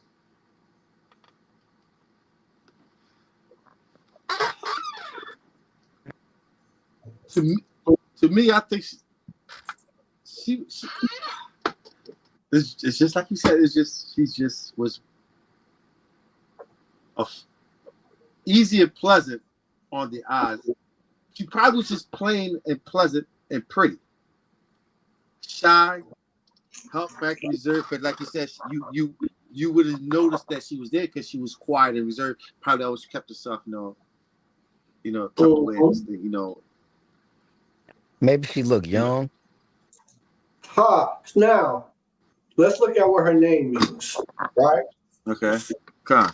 Right? Maybe this will give some more clarity. Brothers, so Leah, the wife of Jacob, right? Biblical usage, weary. Her name means weary. So she was tender-eyed. Her name means weary, with tender meaning what? Like soft, right? Soft. I would be like delicate, yeah. Delicate, weak, right? So she had soft, delicate look to her. Her name means weary. Like I said, you ever met a sister just like so quiet and soft spoken, like it's like she not even there. And they most of the time do have a distinct look to them, do they not? Right. So let me share my screen. I'm gonna show y'all. This is what this sister kind of looked like. None of y'all got it yet. I thought maybe one of y'all might figure it out. Hey, look, if you talking about that, it's probably like. Go ahead, Alvin. Oh, no, I was just saying because I was just thinking about something. I was thinking about a movie. Was the movie with the females do all the a cappella songs, and Pitch Perfect. Pitch Perfect. Mm-hmm. And I think it's the second movie that you get introduced to the Asian girl. Mm-hmm. She sits there. She's always in the choir. She's soft spoken. She doesn't really want to speak. Yeah, I like that. That like real soft personality, real timid kind of. You know what I mean? Yes. So weary, right? Her name means weary. What does weary mean? Right? Weary. Read this for me. One of y'all read that for me real quick. feeling or showing tiredness, especially as a result of excessive exertion or lack of sleep. Right. Verb. Oh, that was an adjective. Verb. Right. Cause to become tired. Cause to become tired. Right. So, So she had that sleepy look on her. She what? She always had a sleepy look on her.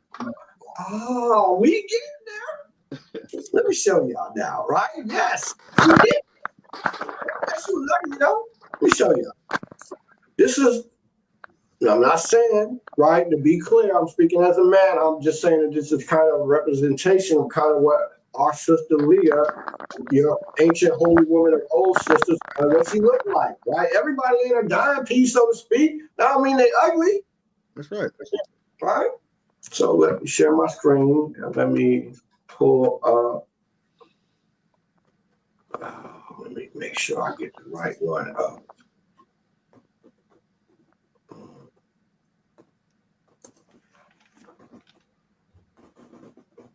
Right. So y'all see this sister right here? God, All yeah. to the left. Right. I'm gonna pull up a bigger. I'm gonna pull up a bigger picture. I got a bigger picture. Hold on. Let me. I got a better one. Here we go. So here we go. Right here. Yeah. Let me see what you got. Okay. Y'all see her? Yes, I see that look. That look. You ever met a sister look like that? Huh? I can't say I have it. I know I met many sisters that look kind of like this. Salakia, so would it be like, like the tired look, like the bags under the eyes a little bit? That's what you see. She got the sleepy eyes. That was so weary, sleepy looking. Right? Not like she ugly. No, she's not. That look like, like that. Like, baby, you got that. Or let me see. Kind of like this sister I thought was also a good representation too. Let me see. Let me go back to it. This sister right here. Right? Kind of sleepy eyed. Oh yeah. Yes. Right? That look like I've just been through it all. I'm just. Do you see what I'm saying? But they be the most quiet and timid, just do their thing. You know what I mean? Right? Right. So this is, in my opinion, you know what I'm saying, kind of a fair representation of when they describe Leah is not though she was ugly or unattractive, but it's her name means weary, right? So she had kind of a weary look to her, right? And so that she was tender-eyed, right? Was tender being weary-eyed, kind of sleepy-eyed looking, right? Right. This is what she looked like, something like that. Right? You understand? Going with it.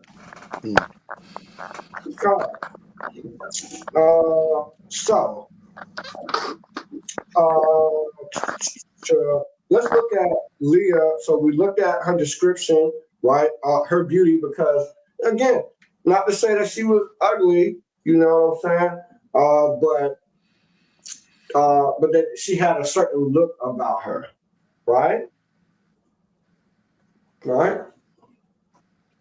So now let's get locked here. 1 second. We're gonna be finishing up. Got finish up here in a few more minutes too. Hold on.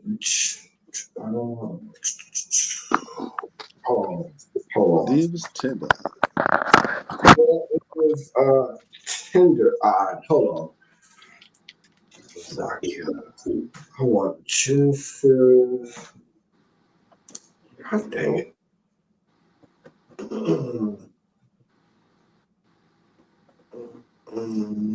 What you looking for?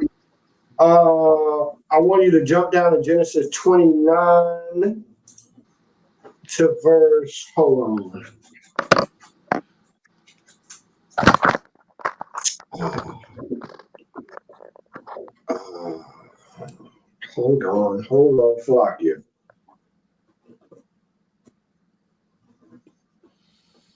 Look, that just came up in here. Oh, that's. Oh, you got two up in here. I don't know which one is which, so I'm going to take them both down. Salakia. Genesis 29 and verse 32.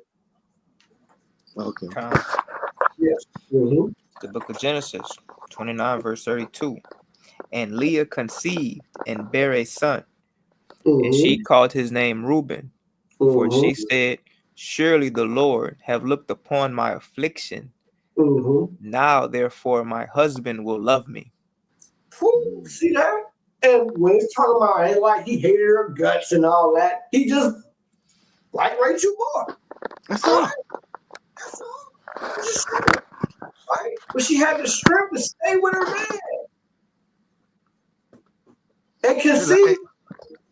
Yeah. Well, go ahead, Elvis. Oh no, I was just saying, like the scripture says, shit. The scripture says she was beautiful and well favored. Absolutely. That's what it says about Rachel. She was beautiful and well favored, right? We're gonna get to her in just 1 second, right? Her description, right? We're gonna finish up Leah, right? Our tender eye, right? Because every sister ain't gonna be super beautiful and dime pieces, okay? But she was attractive. She just had a certain look about her, right? And Jacob favored Rachel, who we initially saw and who we initially went to work for, right? That's right. Was Rachel, right? Read on. 33.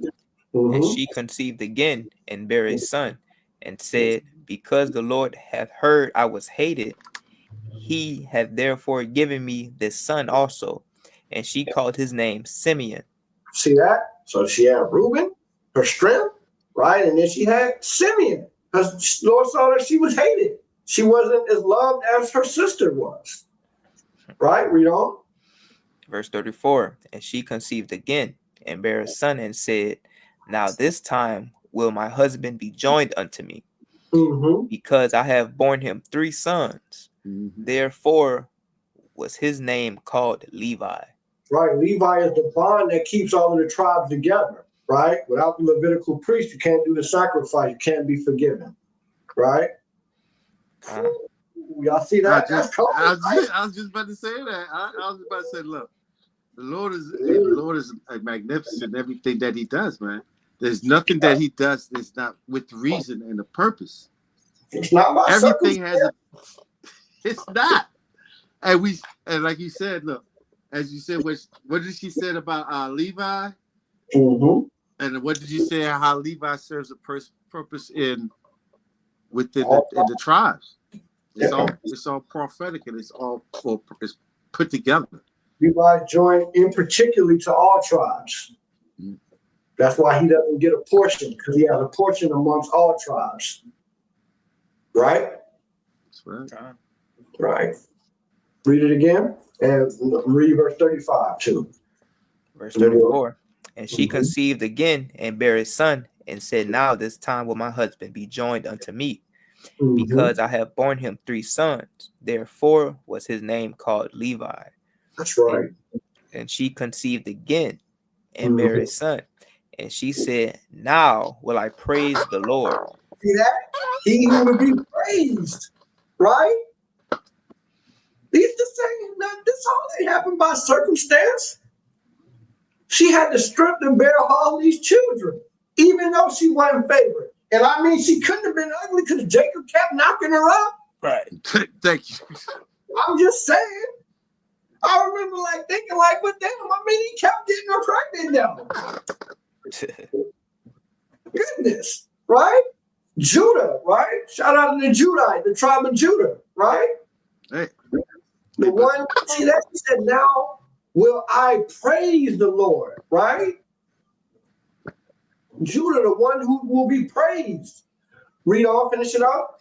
Therefore she called his name Judah, and left bearing. And left from bearing.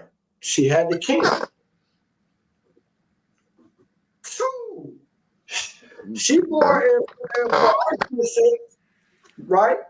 probably the two most important tribes. The two most important sons, right? Reuben. No. Reuben, Simeon, Yeah. right? I mean, I'm talking about in particularly Levi and Right. Judah, right? Two very special tribes within Israel, right? Come. So we're gonna finish up this lesson, and we're gonna finish up with Rachel, right? So we looked at the strength of Leah, right, to conceive, even though she was not favored in the eyes of her husband. Not that he didn't like her, but he just favored his other wife above her, right? But she wasn't bitter about it. No, she prayed to the Heavenly Father. She stuck with her man, and the Lord blessed her with 4 children. Look, because what he do? Because the Lord saw that Leah was hated, man. Mm-hmm. So the Lord said, okay, you know what? You know, you ain't, I'm gonna seal, back up a little bit. I'm gonna open up Leah. Leah's gonna be wide open. Yeah. Ready. Hey, I don't care. You can walk by and sneeze on her. Jacob, you gonna have seeds from her. Uh-huh. We got to talk about the elder. This is his foremother right here. Right. Right. We talked about my foremother and I'm the brother Tyler. He's from the tribe of Judah too, correct? Khan, right? Your foremother too, right? Miss Leah, right? Right? Nobody hate on our sister. She wasn't ugly. All right? That's right. That's right. But Rachel, right? Let's look at Rachel, all right? Who was our favorite, right? So let's read Genesis 29 and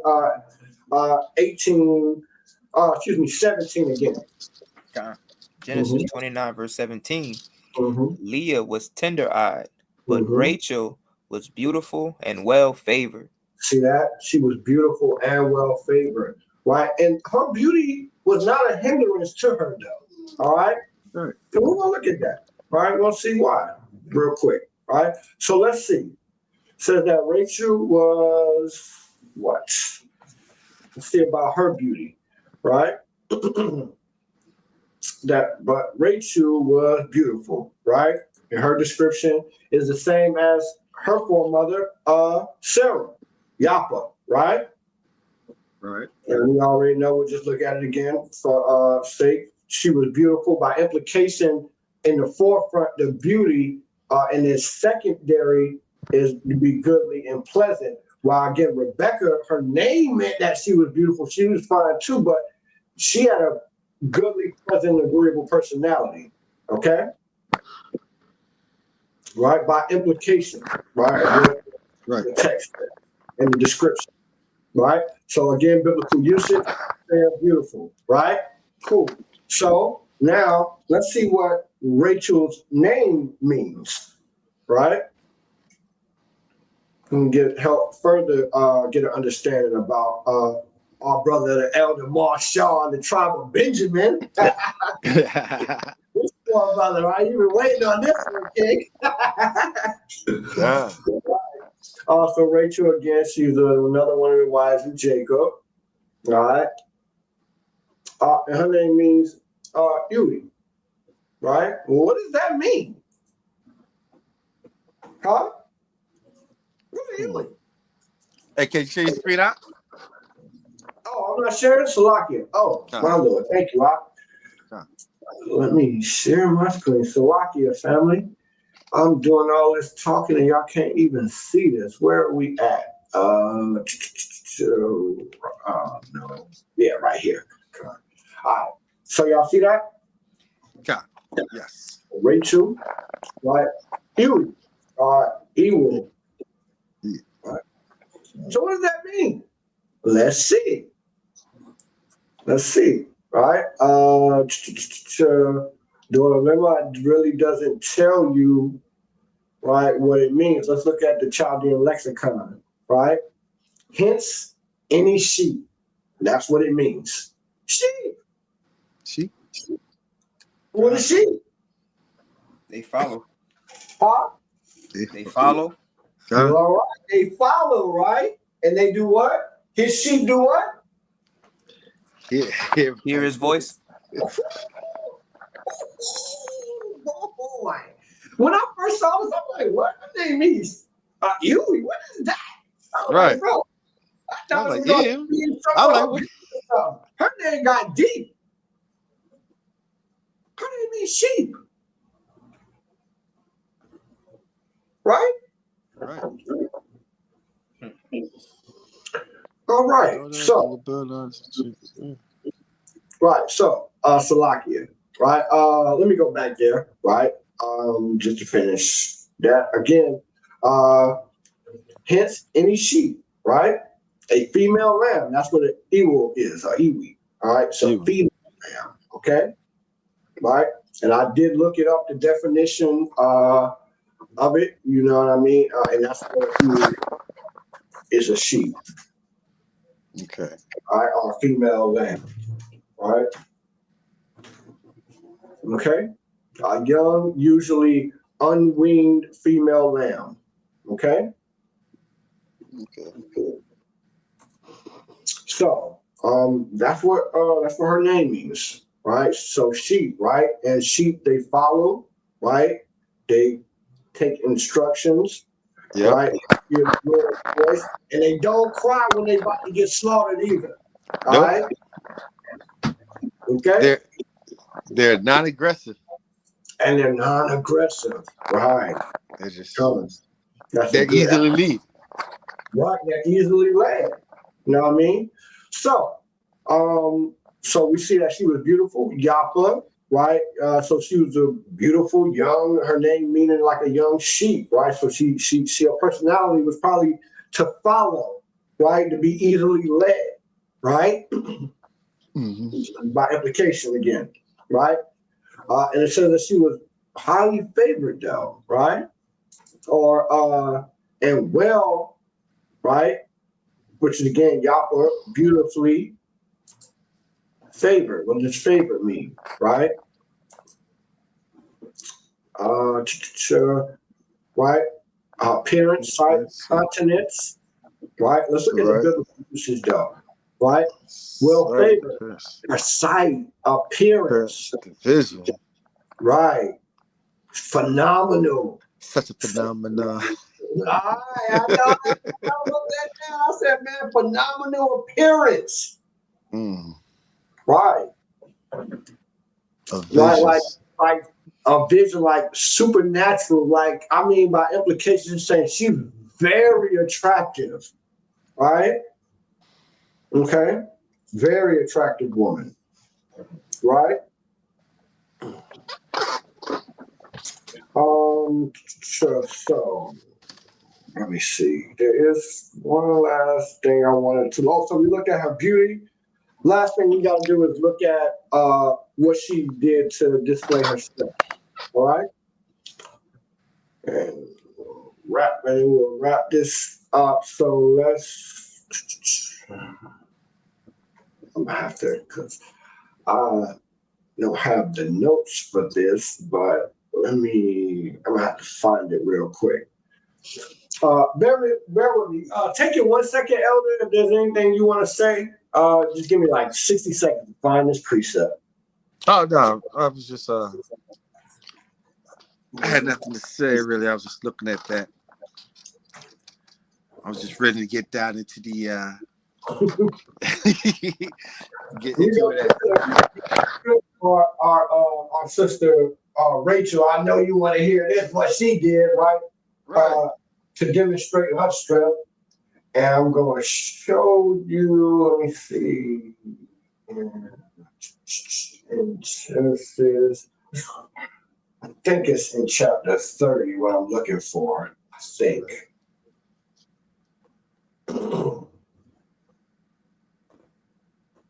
No, it's not. Chapter 30 is she when Rachel was Jacob was on the run from his father-in-law. That's what I'm looking for. Okay, maybe it is. I think it's Genesis 31. Yeah. So about after the sheep, isn't it? Yeah, hold on. Where is this at? Oh, yeah, Genesis 31, right? Yeah, you're in the right place. Uh, uh, let's start at verse 19. Verse, oh,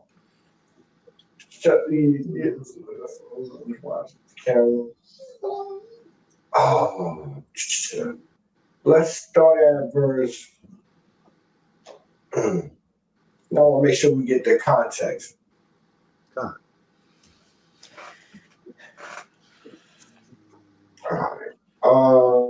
Okay. Let's start at verse 11. Real quick. 31:11. God. Yep. All right. It's the book of Genesis 31 verse 11. And the angel of God spake unto me in a dream, saying, Jacob. And I said, Here am I. Verse 12. And he said, Lift up now thine eyes, and see all the rams which leap upon cattle are ringstracked, speckled, and grizzled. For I have seen all that Laban doeth unto thee. Mm-hmm. Verse 13. I am the God of Bethel, Mm-hmm. where thou anointedest the pillar, and where thou vowedest a vow unto me. Now arise, get thee out from this land, and return unto the land of thy kindred. See that? Get thee about this land and return to the land of thy kindred. Right? Read on. Verse 14. And Rachel and Leah answered and said unto him, Is there yet any portion or inheritance for us in our father's house? Right? Read on. Are we not counted of him strangers? For he hath sold us, and have quite devoured also our money. Right? So he said, like, he sold us, they ain't even right, sold us off to this guy, our husband now, right? And he ain't leave us no inheritance, right? They talking greasy about they pop. Right? Read on. Verse 16. For all the riches which God hath taken from our father, that is ours, and our children's. Now then, whatsoever God hath said unto thee, do. Mm-hmm. And Right. Jacob rose up and sat his sons and his wives upon camels, Mm-hmm. and he carried away all his cattle and all his goods which he had gotten. Mm-hmm. The cattle of his getting which he had gotten in Padan Aram, for to go to Isaac his father in the land of Canaan. Now jump down to verse 22 real quick. Read verse 22. Verse 22.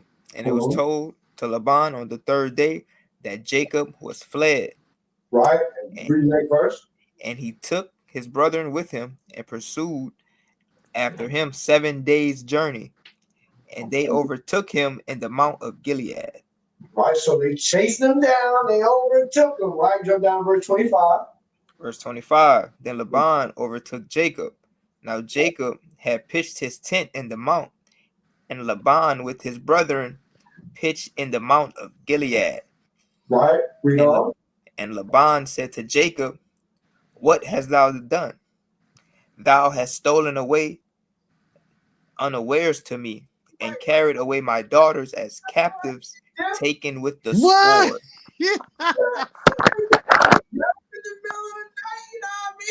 It just, just dipped on it, brother. Why you do me like that, bro? Bro, why you do me like that? And you took my daughters and my grandbabies. Right? Like they captives. Right, read on. Right. Take him to verse 27. Wherefore didst thou flee away secretly and steal away from me, and didst not tell me, that I might have sent thee away with mirth and with songs? He like, bro, you ain't got to do that. I wouldn't have did that to you. I would have sent you away with some good stuff, right? Right. Right, read on. And with songs and with tabret, and with harp. Mm-hmm. Verse 28. And has not suffered me to kiss my sons and my daughters. Thou hast now done foolishly in so doing. Right. Keep going. It is in the power of my hand to do you hurt. But the God of your father spake unto me yesternight, saying, Take thou heed that thou speak not to Jacob, either good or bad. Mm-hmm. And now thou wouldest needs be gone, because thou sore longest after thy father's house. Yet, wherefore hast thou stolen my gods? See that? He like, look, bro. Like, look, man. Like, you already had the dip. I would have gave you stuff, but man, you stole my items, bro. Where's my items? Right? That's what he want back. Watch this. Keep going. 31. And Jacob answered and said to Laban, Because I was afraid, for I said, Peradventure thou wouldest take by force thy daughters from me. Mm-hmm. 32. With whomsoever thou findest thy gods, let him not live. See that? He like, look, bro, you just stole my items. And wherever I find whoever got my items, I'm killing them. If you got them, if I find them in your tent, I'm killing you. Sure. That's what he said. Right? Keep going. Before our brethren discern, thou what is thine with me, and take it to thee. For Jacob knew not that Rachel had stolen them. Rachel has stolen them, Rachel. Huh? Rachel has stolen. See, like, look, man, they don't want to give it up, man. We'll take his items too. Sell them too. All right? Right? Melt them down. All right? But watch this, right? Let's see her strength, though. What she had to do. She had the strength to do what is necessary also. Right? Read on. Verse 33. And Laban went into Jacob's tent, and into Leah's tent, and into the two maidservants' tents, but he found them not. Right. Then went he out of Leah's tent and entered into Rachel's tent. Right, read on. Now Rachel had taken the images and put them. Rachel had taken the images and put them in the camel's furniture, and sat upon them. And Laban searched all the tent, but found them not. Right. Read that, Elder. Read Genesis. Watch this. Read Genesis 31 and 34 in the NLT. NLT? You got it up? I can switch it to the NLT right here. Yep. Okay, come. Genesis 31, verse 34 in the NLT. Yep. But Rachel had taken the household idols and hidden them in her camel's saddle. And now she was sitting on them when Laban had thoroughly searched her tent without finding them. Right, she hit him in his camel's saddle, and then she sat on him. Right? Keep going. She said to her father, Please, sir, forgive me. If I don't get up for you, I'm having my monthly period. So Laban continued his search, but he could not find the household item. Cunning. Do what's necessary. She's not about to get her man body. It's her husband. Read it up. Brother Tyler, read it in the KJV. Verse 34. 35. Yep. All right. Genesis 31, 34. Now Rachel had taken the images and put them in the camel's furniture and sat upon them. And Laban searched all the tent, but found them not. And she said to her father, Let it not displease my lord that I cannot rise up before thee, for the custom of woman is upon me. After the manner of the custom of the woman. This is before we have the law, right? That's how it's written in the law, right? Yep. And he searched, but found not the images. Right. So the point was she had the strength to do what was necessary, and she was cunning and smart, right? She hit him and sat down, because if she wouldn't have said she was on her cycle, he'd have made him get up, right? Yeah. Right. All praises, man. And don't that sound like a Benjamite woman, boy? Yeah. Really? When I was reading that, I'm like, well, that sounds like a Benjamite woman right there. But I'm telling you, man, all praises, man. I mean, I get that. Yeah. So man, I can't get up. I cannot get up, man. But with that being said, we over 2 hours on this lesson. Oh yeah. God. It don't even seem like it, but yes. It don't. Right. Well over 2 hours on this lesson, family. I appreciate Salaki. I appreciate everybody coming through, who was able to come through, and everybody who's gonna come through and watch this later. Make sure you hit that like button. Like, share, subscribe this video. Salaki, brother Yeshaya, we kind of got into it, man. We left our brother in the back, but I know you'll be through on additional lessons, man. Help us edify everybody, right? God. But yeah, so we seen, man, our holy women of old, right? We seen them display the strength, do what is necessary in a couple of different accounts, and then we also saw the beauty. But sometimes beauty is not always physical, right? That's right. Sometimes beauty can be more in the way that you carry and conduct yourself, right? Just being agreeable, right? The way you order your house, right? Like we read in Sirach 26, Right. right? Hey, Salakia, can I add one thing before we get out of here? Go ahead, King. Also, I believe one of them gave their handmaids to have children with Jacob as well, right? I posted. Yeah, both Leah and Rachel.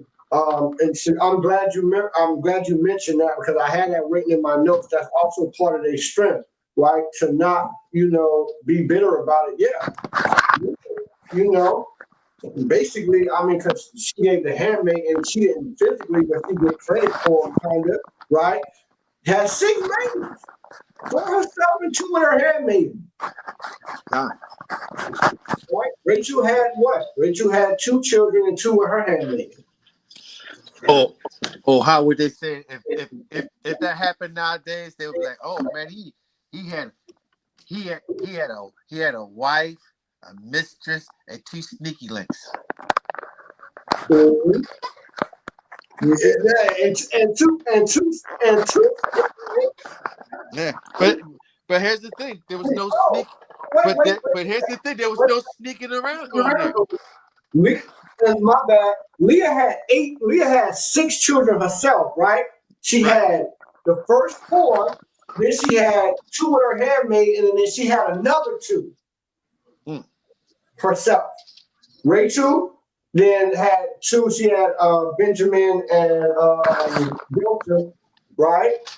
And then her handmaiden had 2 children. So that's when we get to 12. All right. Rachel responsible for 8. Leah responsible for 8, so to speak. Rachel being responsible for 4. Right? Rachel having 2 herself, and then 2 her handmaid, and Leah having 6 herself, and then her handmaid having an additional 2. Right? So again, we've explored the strength and the beauty of our Israelite sisters, of the ancient women of old, the holy women of old, right? And we've seen these examples, man, how you sisters are noble, beautiful princesses, right? Who need to, understand that being agreeable, right, and being soft and taking a step back and being quiet is not wrong with that, right? That's where your strength lies at, actually. All right? All your strength. Right? All your strength lies in not overt physical power, right? Physical strength, right? But power, but soft power. All right? right? Being cunning, the influence that y'all can you can have on your husband, right? Just through your sheer beauty, right? And the influence you can have on men just through your sheer beauty, right? Right, but when you match that with an agreeable personality, boy, man, I'm telling you, not only she fine, but she agreeable, right? So win-win-win. Win-win. She don't mind taking instructions, right?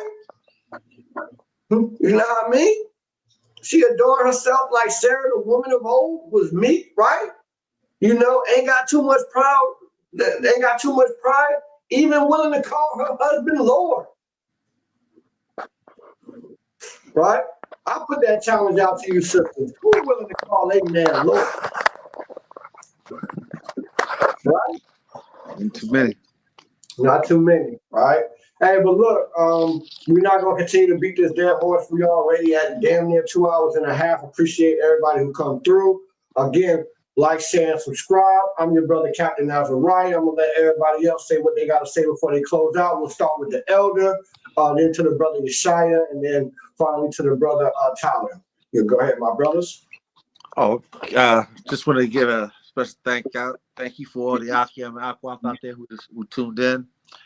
Thank you for tuning in and, you know, just taking the time, you know, and going with us as we overlook the scriptures and just look at everything.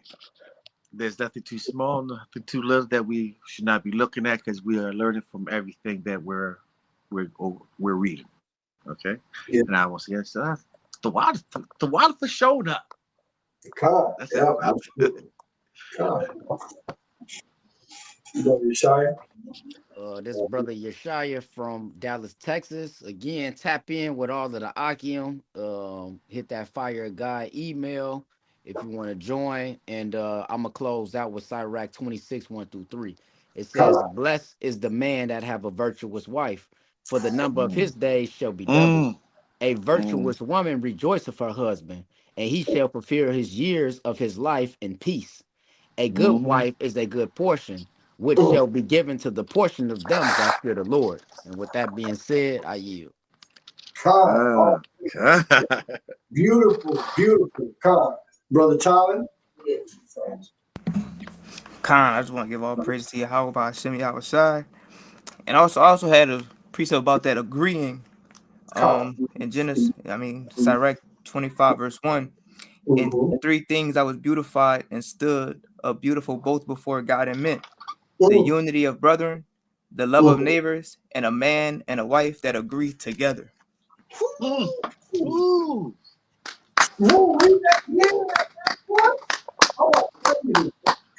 that back again. Run that back, King. Sirach 25 and 1. In 3 things I was beautified and stood up beautiful both before God and men. See the that? Unity. Beautified before both Yahweh and men. Wow. We the strength and beauty. Read on. The unity of brethren, the love of neighbors, and a man and a wife that agree together. The love of neighbors, right? Love thy neighbor as you love yourself. Right? Your brother, no greater love than a man have than he laid down his life for his brother. Right? And the beauty of the husband and wife. The man supposed to love his wife as he loved the church and do what? Christ did what? Lay down his life for his life for the church.